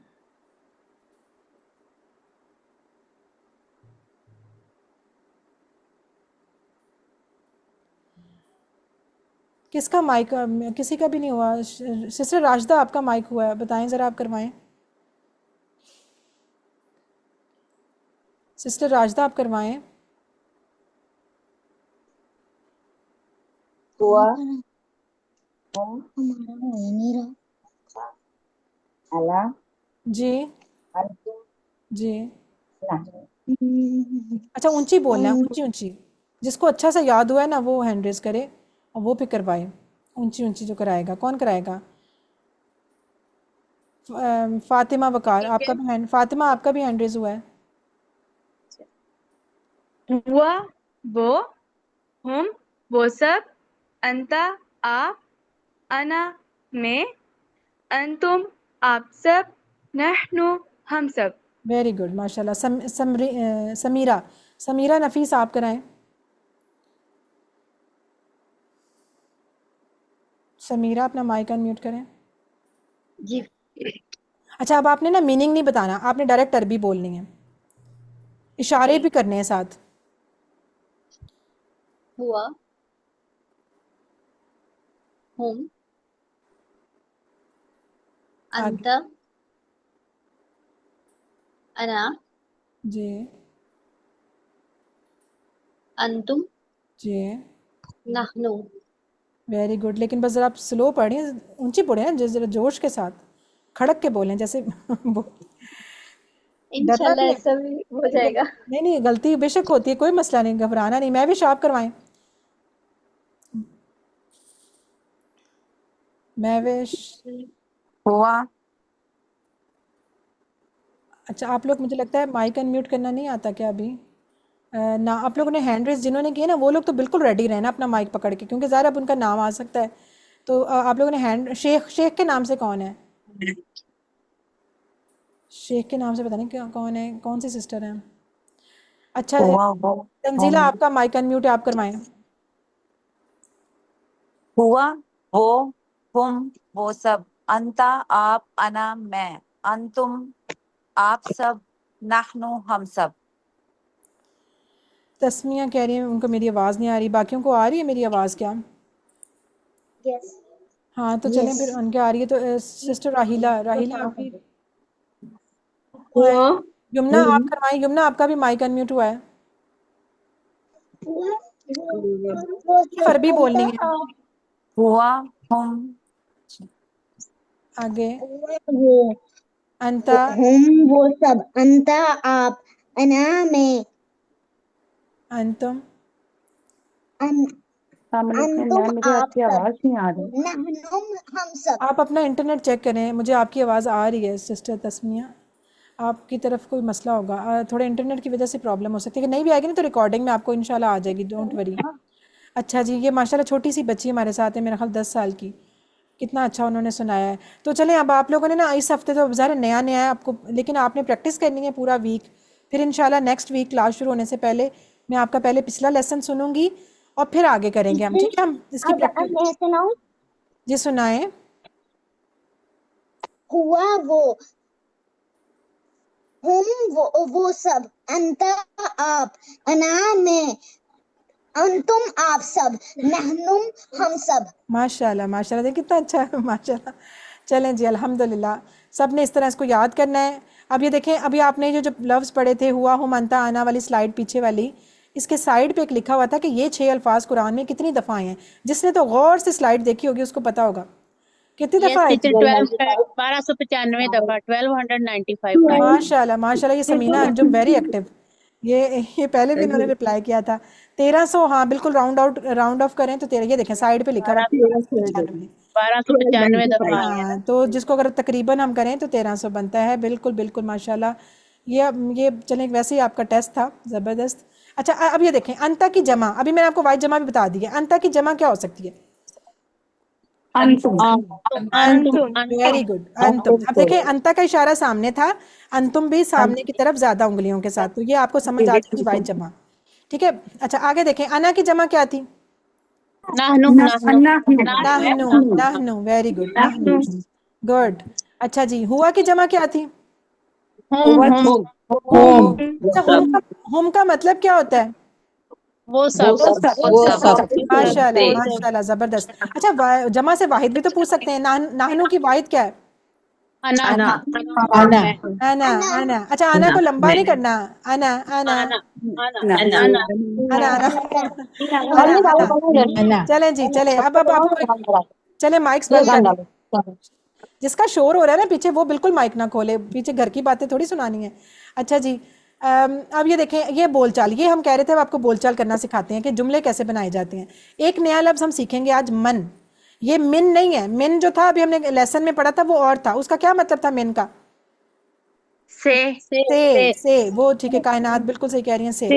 लेकिन ये डिफरेंट है, ये है मन, ये है मन, और इसके मीम के ऊपर जबर होती है, और इसका मतलब होता है कौन। जैसे हम कहते हैं ना हु, इंग्लिश में कहते हैं हु आर यू, ये वो हु है। और आपको पता है मन कौन। अब इससे हम जुमला बनाएंगे। ये देखें, वही जो हमने ज़मायर पढ़े थे, हुआ, हुम, अंता, अना, अंतुम, इसके साथ अगर हम मन लगा दें तो क्या बनेगा?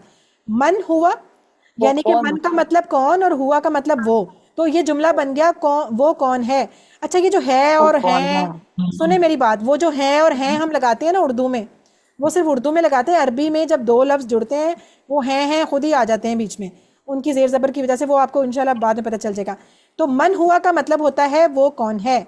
ठीक है, मन हुआ, वो कौन है। वो जो हुआ था ना साइड पे, उसका पूछ रहे हैं वो कौन है।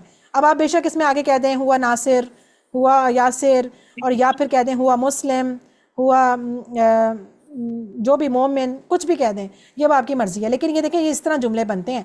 जवाब जब देना है, अब मेरी बात सुने, मैं आपसे अगर उर्दू में कहती हूँ कि वो कौन है, तो आप जवाब से मुझे उर्दू में बताएं, क्या बोलेंगे? फातिमा अपना माइक बंद करें। अच्छा देखिए, मैं आपसे कह रही हूँ कि वो कौन है, आप मुझे उर्दू में बताएं। हुआ मुस्लिम। नहीं, आपको मैं उर्दू में सवाल कर रही हूँ, मुझे उर्दू में जवाब दें। मैं कह रही हूँ वो कौन है? मुसलमान है या वो नासिर है या वो जमाल है, कुछ भी। बिल्कुल, ये देखें, आपने जवाब में कहा वो, मैंने भी पूछा वो, आपने कहा वो। इसका मतलब है कि जब हम साइड पे इशारा करते हैं तो हमारा इशारा बदलता नहीं है। मैंने पूछा मन हुआ, तो आपने कह दिया हुआ मुस्लिम।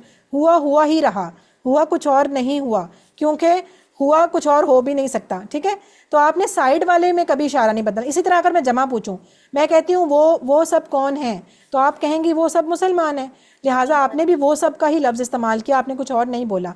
कहने का मतलब कि जब साइड पे हम जुमला पूछेंगे साइड इशारे के साथ, आपने जवाब में भी जुमला को नहीं चेंज करना, हुम को हुम ही रहने देना है, हुआ को हुआ ही रहने देना है। आपने कहना है मन हुम, आपने कहना है हुम मुस्लिमून, लेकिन सिर्फ इतना करना है कि हुम चूंकि ज़्यादा लोग हैं तो मुस्लिम की बजाय उसके साथ जमा लगानी है, मुस्लिमून। ठीक है, मुस्लिम की जमा मुस्लिमून। अभी आपको आसान आसान बता रहे हैं ना, ये भी आपको तरीका सिखाएंगे कि जमा कैसे बनाते हैं, लेकिन फिलहाल आपने याद रखना है मुस्लिम की जमा मुस्लिमून। तो हुआ मुस्लिम, हम मुस्लिमून, हुआ मुस्लिम, हम मुस्लिमून, इस तरह करके। देखिए चेंज नहीं हुआ। अब ये देखिए सामने आ जाए, यहाँ पे थोड़ी सी मैं बात, जो आपको हमने कहा था ना टेबल की इस तरह बनाई हुई है शक्ल, वो क्यों बनाई है ये अब आपको पता चलेगा। मैं आपसे कहती हूँ कि तुम कौन हो, मन अंता, तुम कौन हो, आप मुझे पहले उर्दू में बताएं। मैं मुसलमान हूँ। हाँ, आपने मैं क्यों कहा? मैं तो आपसे कह रही हूँ कि तुम कौन हो, तो आपने कह दिया मैं। तुम की बजाय जैसे अभी हमने टेबल में करे है ना, अंता के साथ अना आएगा ना, आपने जब इशारा किया तो साथ वाहद में अना का ही आएगा ना, मैं। बिल्कुल, वैसे भी देखें उर्दू जब हम बोलते हैं, जब हम किसी से पूछते हैं कि तुम कौन हो, तो वो आगे से कहता है मैं ये हूँ। तो अगर तुम की बजाय, हमेशा तुम के बदले मैं आ जाता है, और मैं के बदले तुम आ जाता है ना। तो यही वजह है कि हम इशारे बदलते हैं। लिहाजा इनका हमने टेबल इस तरह सेट किया हुआ है कि जब आप जुमला सवाल करें तो जवाब अगला जो है वो अंता के बजाय अना बोल दे। इसी तरह अगर मैं ज़्यादा का देखें, नीचे आ जाएं, मन अन तुम, मैं कह रही हूँ तुम सब कौन हो, तो आप कहेंगे हम आएगा ना, हम आएगा ना। अंतुम की जगह आपने अब अंतुम नहीं बोलना, आपने नहनु बोल देना है कि हम ये हैं। ठीक है, अब आपने याद क्या चीज़ रखनी है? अंता का जवाब अना, अंतुम का जवाब नहनु। ये चीज़ यहाँ पे चेंज हुई है, ये देखें, ये वाली, ये बड़ी इंपॉर्टेंट चीज़ है, और ये अगर आपको समझ आ गई तो ये आपके सारे लेवल्स में काम आएगी कि ये देखें जब सवाल के अंदर हुआ होगा तो जवाब में भी हुआ होगा, क्योंकि साइड वाले की बात नहीं बदलती। हम कहते हैं वो कौन है, हम कहते हैं जो वो ये है, वो फलाना है, जो भी है। अच्छा जी, हम जब कहते हैं वो सब कौन है, आप कहते हैं वो सब ये हैं, आपने भी वही वो सब ही बोल दिया। इट मीन्स कि हुआ हुआ ही रहा, हम ही रहा।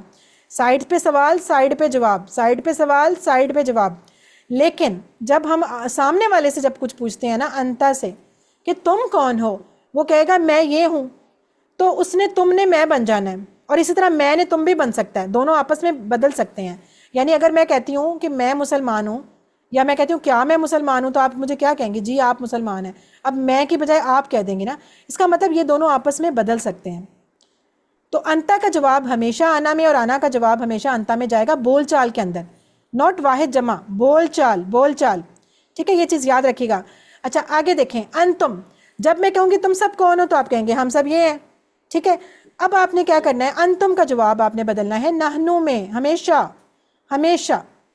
अंतुम बदलेगा नहनु में और नहनु बदलेगा अंतुम में। अंतुम में। ये दोनों आपने, अब हमारे जितने भी सवाल जवाब हुआ करेंगे हर क्लास में इसी तरह होंगे, हुआ हुआ रहेगा, होम रहेगा, साइड वाला ही रहेगा, सामने वाला बदलता जाएगा, ऐसे हमेशा। ठीक है, हुआ हुआ, होम अंता अना, अंता अंतुम नहनु। ये बस आपको चीज़ अगर समझ आ जाए तो फिर सवाल जवाब बड़े आसान हो जाएंगे, बोलचाल बड़ी आसान हो जाएगी इंशाल्लाह। अब आपसे ऐसा करते हैं, एक हम लेते हैं वो शख्स जो सवाल करे और एक जवाब दे। सिस्टर समीना अंजुम, आप सवाल करें, और सिस्टर हलीमा, आपका माइक अभी अनम्यूट था, आप बता सकती हैं, रिप्लाई कर सकती हैं? जी जी जरूर। चलें ठीक है, समीना आप रिप्लाई सवाल करें और हलीमा आप जवाब देती जाएं। छी, मन अंता, नहीं शुरू से बोलें।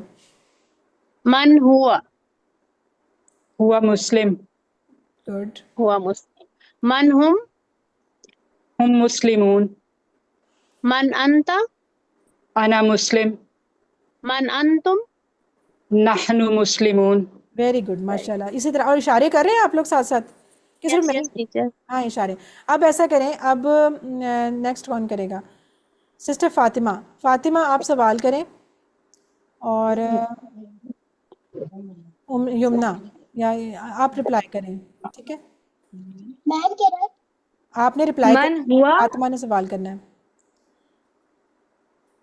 मन हुआ, हुआ मुस्लिम, मन हम मुस्लिमून, मन अंता, अना मुस्लिम, मन अंतुम, नहनु मुस्लिमून।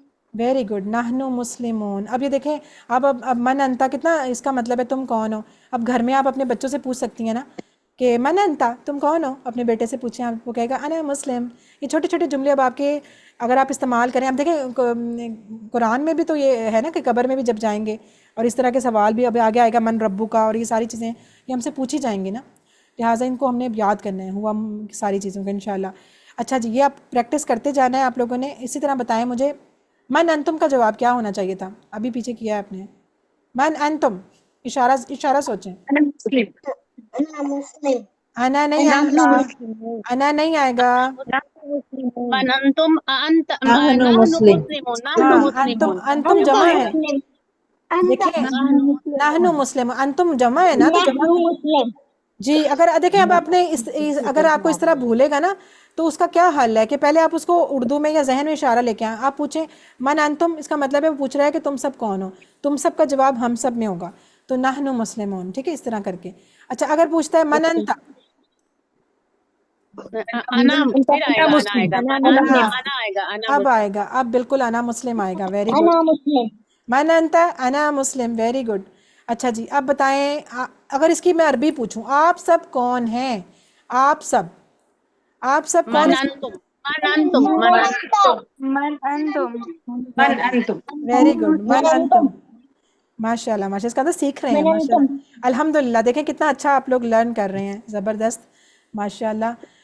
बस आपने इस तरह करना है। अच्छा, अब ये देखें, एक और चीज़ बता, छोटे छोटे और लफ्ज़ सिखाते हैं आपको, छोटे छोटे बिल्कुल, जैसे इंग्लिश में होता है एंड, यू, फॉर, और ये वो। अब यहाँ इसके लिए क्या होता है, लंबे लंबे स्पेलिंग, या फिर अगर हम शॉर्ट फॉर्म यूज़ करते हैं मैसेजेस वगैरह में, वो और होती हैं।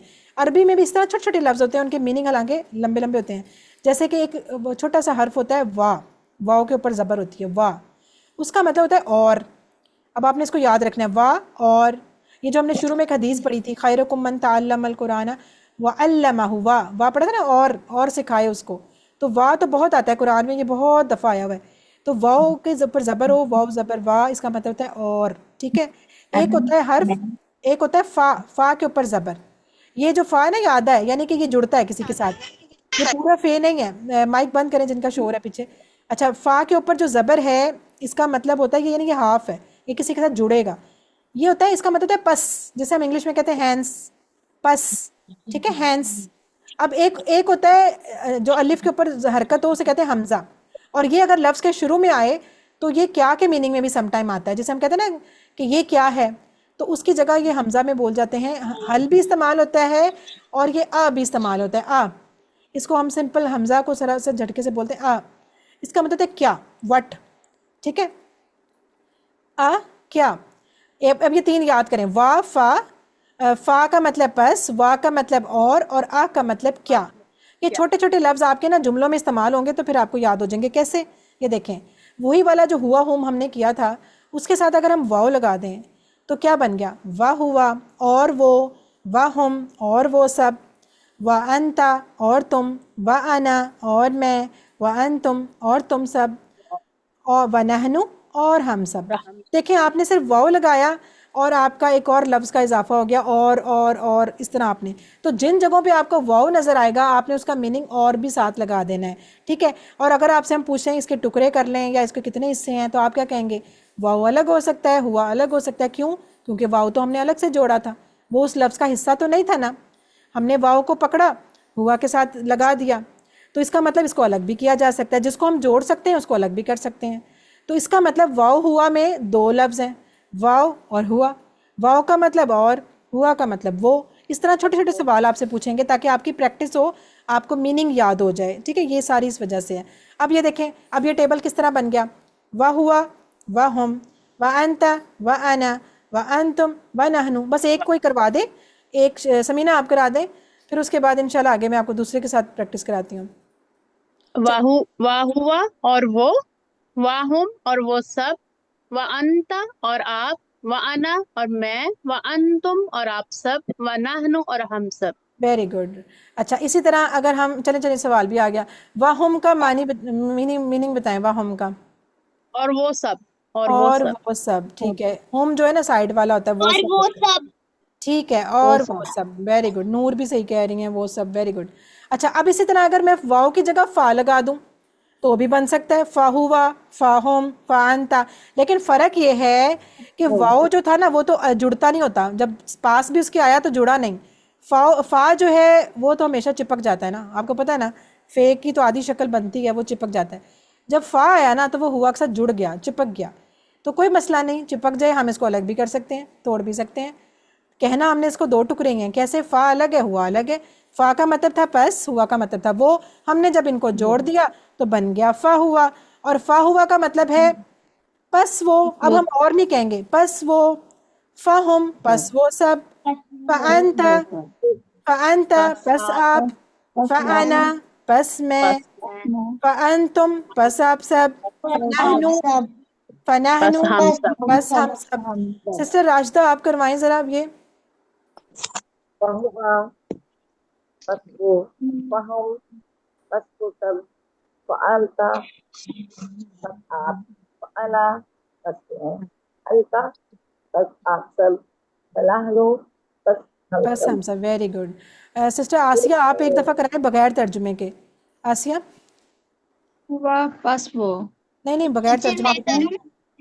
मैं करवाऊँ मैम? आप कौन?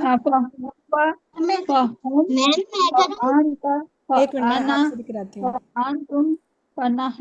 फनाहनु, ठीक है। अभी आपसे भी यमुना मुझे आप बताएं फनाहनु का मीनिंग क्या है, मीनिंग बताएं। फनाहनु पस हम सब, पस हम सब। और इसके अगर मैं कहूँ वाहिद भी बता दें फनाहनु की, फआना पस, आना। पस मैं। हाँ बिल्कुल, देखिए आपने फ़ा लगा हुआ है नाहनु के साथ, तो आना के साथ भी फ़ा लगा देना है। फ़ा नाहनु की वाहिद हो जाएगी फ़ा आना, ठीक है, इस तरह करके। अच्छा जी, अब आप देखें, इसका मुझे बताएं फ़ान तुम के मीनिंग क्या होगा। बस वो आप हम नहीं आप सब बस आप सब आप सब बस आप बस आप सब, बस आप सब, वेरी गुड। अच्छा जी, चलें, वो अब ये यही बात बता रहे हैं कि हुआ के असल में बीच में हो डुअल का सीगा भी होता है, फिर होम होता है, हुआ के और होम के बीच में एक दो वाला भी होता है अरबी में, लेकिन वो अभी आपको नहीं पढ़ाने, वो इंशाल्लाह अगले लेवल्स में पढ़ाएंगे। इसी तरह सामने भी एक होता है, फिर दो होते हैं, फिर ज़्यादा होते हैं। इसी तरह अपनी तरफ अलबत्ता दो ही होते हैं, या मैं होती हूँ या हम होते हैं, आना और नाहनु ही होते हैं, बीच में दो नहीं होते। लिहाजा ये चीज़ें वो कह रहे हैं कि कुरान में चूँकि दो वाले सीखे और मोनस के सीखे बहुत कम आए हैं, तो ये हम बाद में सीखेंगे इंशाल्लाह। वैसे जो हैं टेबल के 14 सीखे होते हैं, ठीक है, नॉर्मल जो अरबी में, लेकिन हम सिर्फ अभी आपको 6 सिखा रहे हैं। तो ये बस आपको पता हो, 6 जो हमने सीखे हैं सारे मुज़क्कर वाले ही सीखे हैं अभी फ़िलहाल आज, क्योंकि कुरान में जब अल्लाह ताला मुखातिब करते हैं ना ओवरऑल, तो ओवरऑल जब कहते हैं या अय्युहल्लज़ीना आमनू, तो उसके अंदर सब आ जाते हैं, मर्द भी आ जाते हैं, औरतें भी आ जाती हैं, दो भी आ जाते हैं, ज़्यादा भी आ जाते हैं। अल्लाह ताला ओवरऑल, ज़्यादातर अल्लाह ताला ने कुरान में ओवरऑल बात की है, या अय्युहन्नास, या अय्युहल्लज़ीना आमनू, तो सब आ जाते हैं। जब अल्लाह ताला ने अलग से दो लोगों से बात करनी होती है या अलग से औरतों से बात मैम आपकी आवाज नहीं आ रही। हाय अल्लाह, मेरी आवाज़ को आज क्या हो गया है? अब आ गई। तो जब अलग से बात करनी होती है ना औरतों से या दो से, तो फिर अलग से आते हैं, अदरवाइज़ नहीं आते। अच्छा जी, अल्हम्दुलिल्लाह लेसन हमारा कंप्लीट हो गया। यही सारा बस आज के 6 लफ्ज़ ही थे, हुआ, हम, अंता, अना, अंतुम, नहनु। उसके साथ आपने पहले वाव मिला लिया, फिर फ़ा मिला लिया। ये बस आपके 3 टेबल्स थे आज, मतलब टेबल एक ही है, एक दफ़ा वाव के साथ जोड़ के, एक दफ़ा फ़ा के साथ जोड़ के, ठीक है, बस आपने ये लिखना है। और नुक्ता तालीम क्या है, अब इसको सुन लें आप। नुक्ता तालीम क्या है? हमारा नुक्ता तालीम आज का है कि आप सीख सकते हैं। कुरान सीखने के लिए आपको दिमाग लगाना पड़ेगा, और आपके पास नहायत अल्लाह ताला ने ताकतवर दिमाग दिया है। ये जो लोग कहते हैं ना मैं सीख नहीं सकता, मुझे तो कुछ आता ही नहीं, या मेरा दिमाग ही बहुत थोड़ा है, अक्सर ख़वातीन ये बात कर लेती हैं कि मेरा तो दिमाग ही नहीं चलता, मेरा तो ब्रेन इतना है ही नहीं, मैं इतनी लाइक नहीं हूँ, मैं इतनी इंटेलिजेंट नहीं हूँ, मेरा दिमाग इतना अच्छा नहीं है ना, इसलिए मैं अरबी नहीं सीख सकती, ख़ासकर मैं ग्रामर नहीं सीख सकती। तो ये गलत बात है। अल्लाह ताला ने आपको बहुत बड़ा दिमाग दिया हुआ। कैसे कि आपके दिमाग के अंदर हर इंसान के 10,000 करोड़ खुलिए हैं, 10,000 करोड़ खुलिए। और उससे भी मज़े की बात कि हर खुलिया, यानी जो हर सेल है हमारा ब्रेन का, हर सेल, उसकी मज़ीद आगे ब्रांचेस हैं 20,000, यानी 10,000 करोड़ खुलियों की, हर खुलिए की जो ब्रांच है, कितनी शाखें हैं? 20,000 शाखें। और जो हर शाख है वो 1 सेकंड के अंदर 500 टाइम्स वर्किंग करती है। वो जो एक वाइब्स आती हैं, जो बज़ होती है ना, कभी आप गूगल पे खोल के देखिएगा कि वो जो वर्किंग करती हैं, कोई मैसेज आता है तो बजती है ऐसे करके, वो एक सेकंड में 500 दफ़ा। इतना बड़ा ब्रेन कि जिसके इतने ज़्यादा सेल्स हों और इतनी उसकी ब्रांचेज़ हों और इतनी वो तेज़ी से काम करे कि 1 सेकंड के अंदर 500 दफ़ा वो अपना वर्किंग करे। तो सोचें, फिर हम भी कहते हैं हमारा दिमाग नहीं है। असल में दिमाग इसलिए नहीं कि दिमाग को हमने जंग लगा दिया है, खाली छोड़ा हुआ है इर्द गिर्द की बातें करने के लिए। अगर हम उस पर उससे काम लें तो दिमाग बहुत कुछ सीख सकता है। तो आज इतना ही, हम रोज़ इसको आगे आगे पढ़ेंगे इंशाल्लाह कि ब्रेन कैसे काम करता है, बुज़ुर्गों का कैसे काम करता है और कैसे ब्रेन सीखता है। ये सारा इंशाल्लाह आपको हर दफ़ा थोड़ा थोड़ा करके बताएंगे, ताकि आप मोटिवेट रहें कि आप सीख सकते हैं। आज बस हमने इतना ही बताना है कि आपका ब्रेन बहुत अच्छा है और बहुत बड़ा है, सीख सकता है, ठीक है, अल्हम्दुलिल्लाह कहें। और आज हमने कितने नए लफ्ज़ सीखे? हमने 12 नए लफ्ज़ सीखे, जो कि कुरान में आए हैं 7,248 दफ़ा। तो हमारी जो बैटरी है वो यहाँ तक आ गई है, अगर आप आज के लेसन को अच्छा सा याद कर लेंगे, ठीक है। स्लाइड्स आपको मैं भेजूँगी इंशाल्लाह, लेक्चर भी आ जाएगा, आपने उसको अच्छे से दोबारा किसी टाइम बैठ के फारिग होके आपने अच्छे से उसको दोबारा सुनना है, प्रैक्टिस करनी है, बुक में से भी देख लीजिएगा। और इस टेबल को बार बार करना है, हुआ, हम, अंता, अना, अंतुम, नहनु, इतना अच्छा कि जब मैं अगली दफ़ा आऊँ तो मैं आपसे पहले सुनूंगी और फिर हम इंशाल्लाह कुछ लोगों से सुन के तो आगे चलेंगे, ठीक है। तो अल्लाह का शुक्र अदा करते हैं, ये आपका प्लान, इसको दोबारा देख लें आप। आज 6 मई और 7 मई ये हमारे 2 दिन हो गए इस हफ्ते के। हमने इंट्रो किया था और लेसन 1 किया था। अगली क्लास इंशाल्लाह हमारी 13 और 14 मई को होगी, बुध जुमेरात वाले दिन इसी टाइम पे। और 29 जून को आपका जाके मंडे वाले दिन होगा मिड क्विज़, और फिर एट द एंड 13 अगस्त को जाके होगा इंशाल्लाह फ़ाइनल क्विज़। इसकी तस्वीर भी मैं आपके ग्रुप में भेज दूँगी, आप फिक्र ना करें। तो बस आपने याद रखना है कि अल्लाह ताला ने आपको चूज़ किया है कुरान सीखने के लिए, इसलिए घबराना भी नहीं और भागना भी नहीं और छोड़ना भी नहीं। कुछ लोग अच्छा ऐसे भी होंगे, कुछ कहेंगे ये क्या बात है, इन्होंने तो हमें आउज़ुबिल्लाह पढ़ा दी था, ये तो हमें बचपन से आती थी, ये तो बड़ा आसान कोर्स है, ये हुआ हम तो हमें आते थे। लेकिन आप ज़रा होल्ड रखें, इंशाल्लाह इतनी तेज़ी से हम सीखेंगे अरबी, और फिर अफ़ाल, उनके टेबल्स, उनकी ग्रामर, जमा बनाना और उनकी इतनी सारी चीज़ें आप सीखेंगे कि आप हैरान हो जाएंगे कि ये सब कुछ आप सीख चुके हैं। इसलिए सब्र के साथ और हौसले के साथ और इस्तिकामत के साथ आपने इंशाल्लाह चलना है और दुआ करते रहना है। और जिनको अगर मुश्किल लग रहा है, फ़र्ज़ करें कुछ ऐसे भी होंगे कि जिनको लग रहा होगा कि ये क्या, ये तो बड़ा कोई, तो वो भी ज़रा हौसले से सब्र से बैठें। इंशाल्लाह बार बार रिवाइज़ करेंगे, सब आपको याद आ जाएगा। ठीक है, दुआ करते हैं रब्बी ज़िदनी इल्मा, अपने लिए भी करें, अपने साथियों के लिए भी करें। और ये जो बुक्स आप लोग मंगवा लें इस हफ़्ते में आराम से, फिर इंशाल्लाह उसको आहिस्ता आहिस्ता शुरू कर दीजिएगा, वर्कबुक भी, जो कुछ करना होगा। बाकी इन्फॉर्मेशन मैं ग्रुप में आपको देती रहूँगी इंशाल्लाह। ठीक है, दुआ कर लेते हैं अल्लाह ताला से, अल्लाह ताला हमें कुरान को पढ़ने वाला, समझने वाला, गौर करने वाला, याद करने वाला और अमल करने वाला बनाए। सुब्हानक अल्लाहुम्मा व बिहम्दिका नशहदु अन ला इलाहा इल्ला अंता नस्तगफिरुका व नतूबु इलैक। अस्सलामु अलैकुम व रहमतुल्लाहि व बरकातुहू।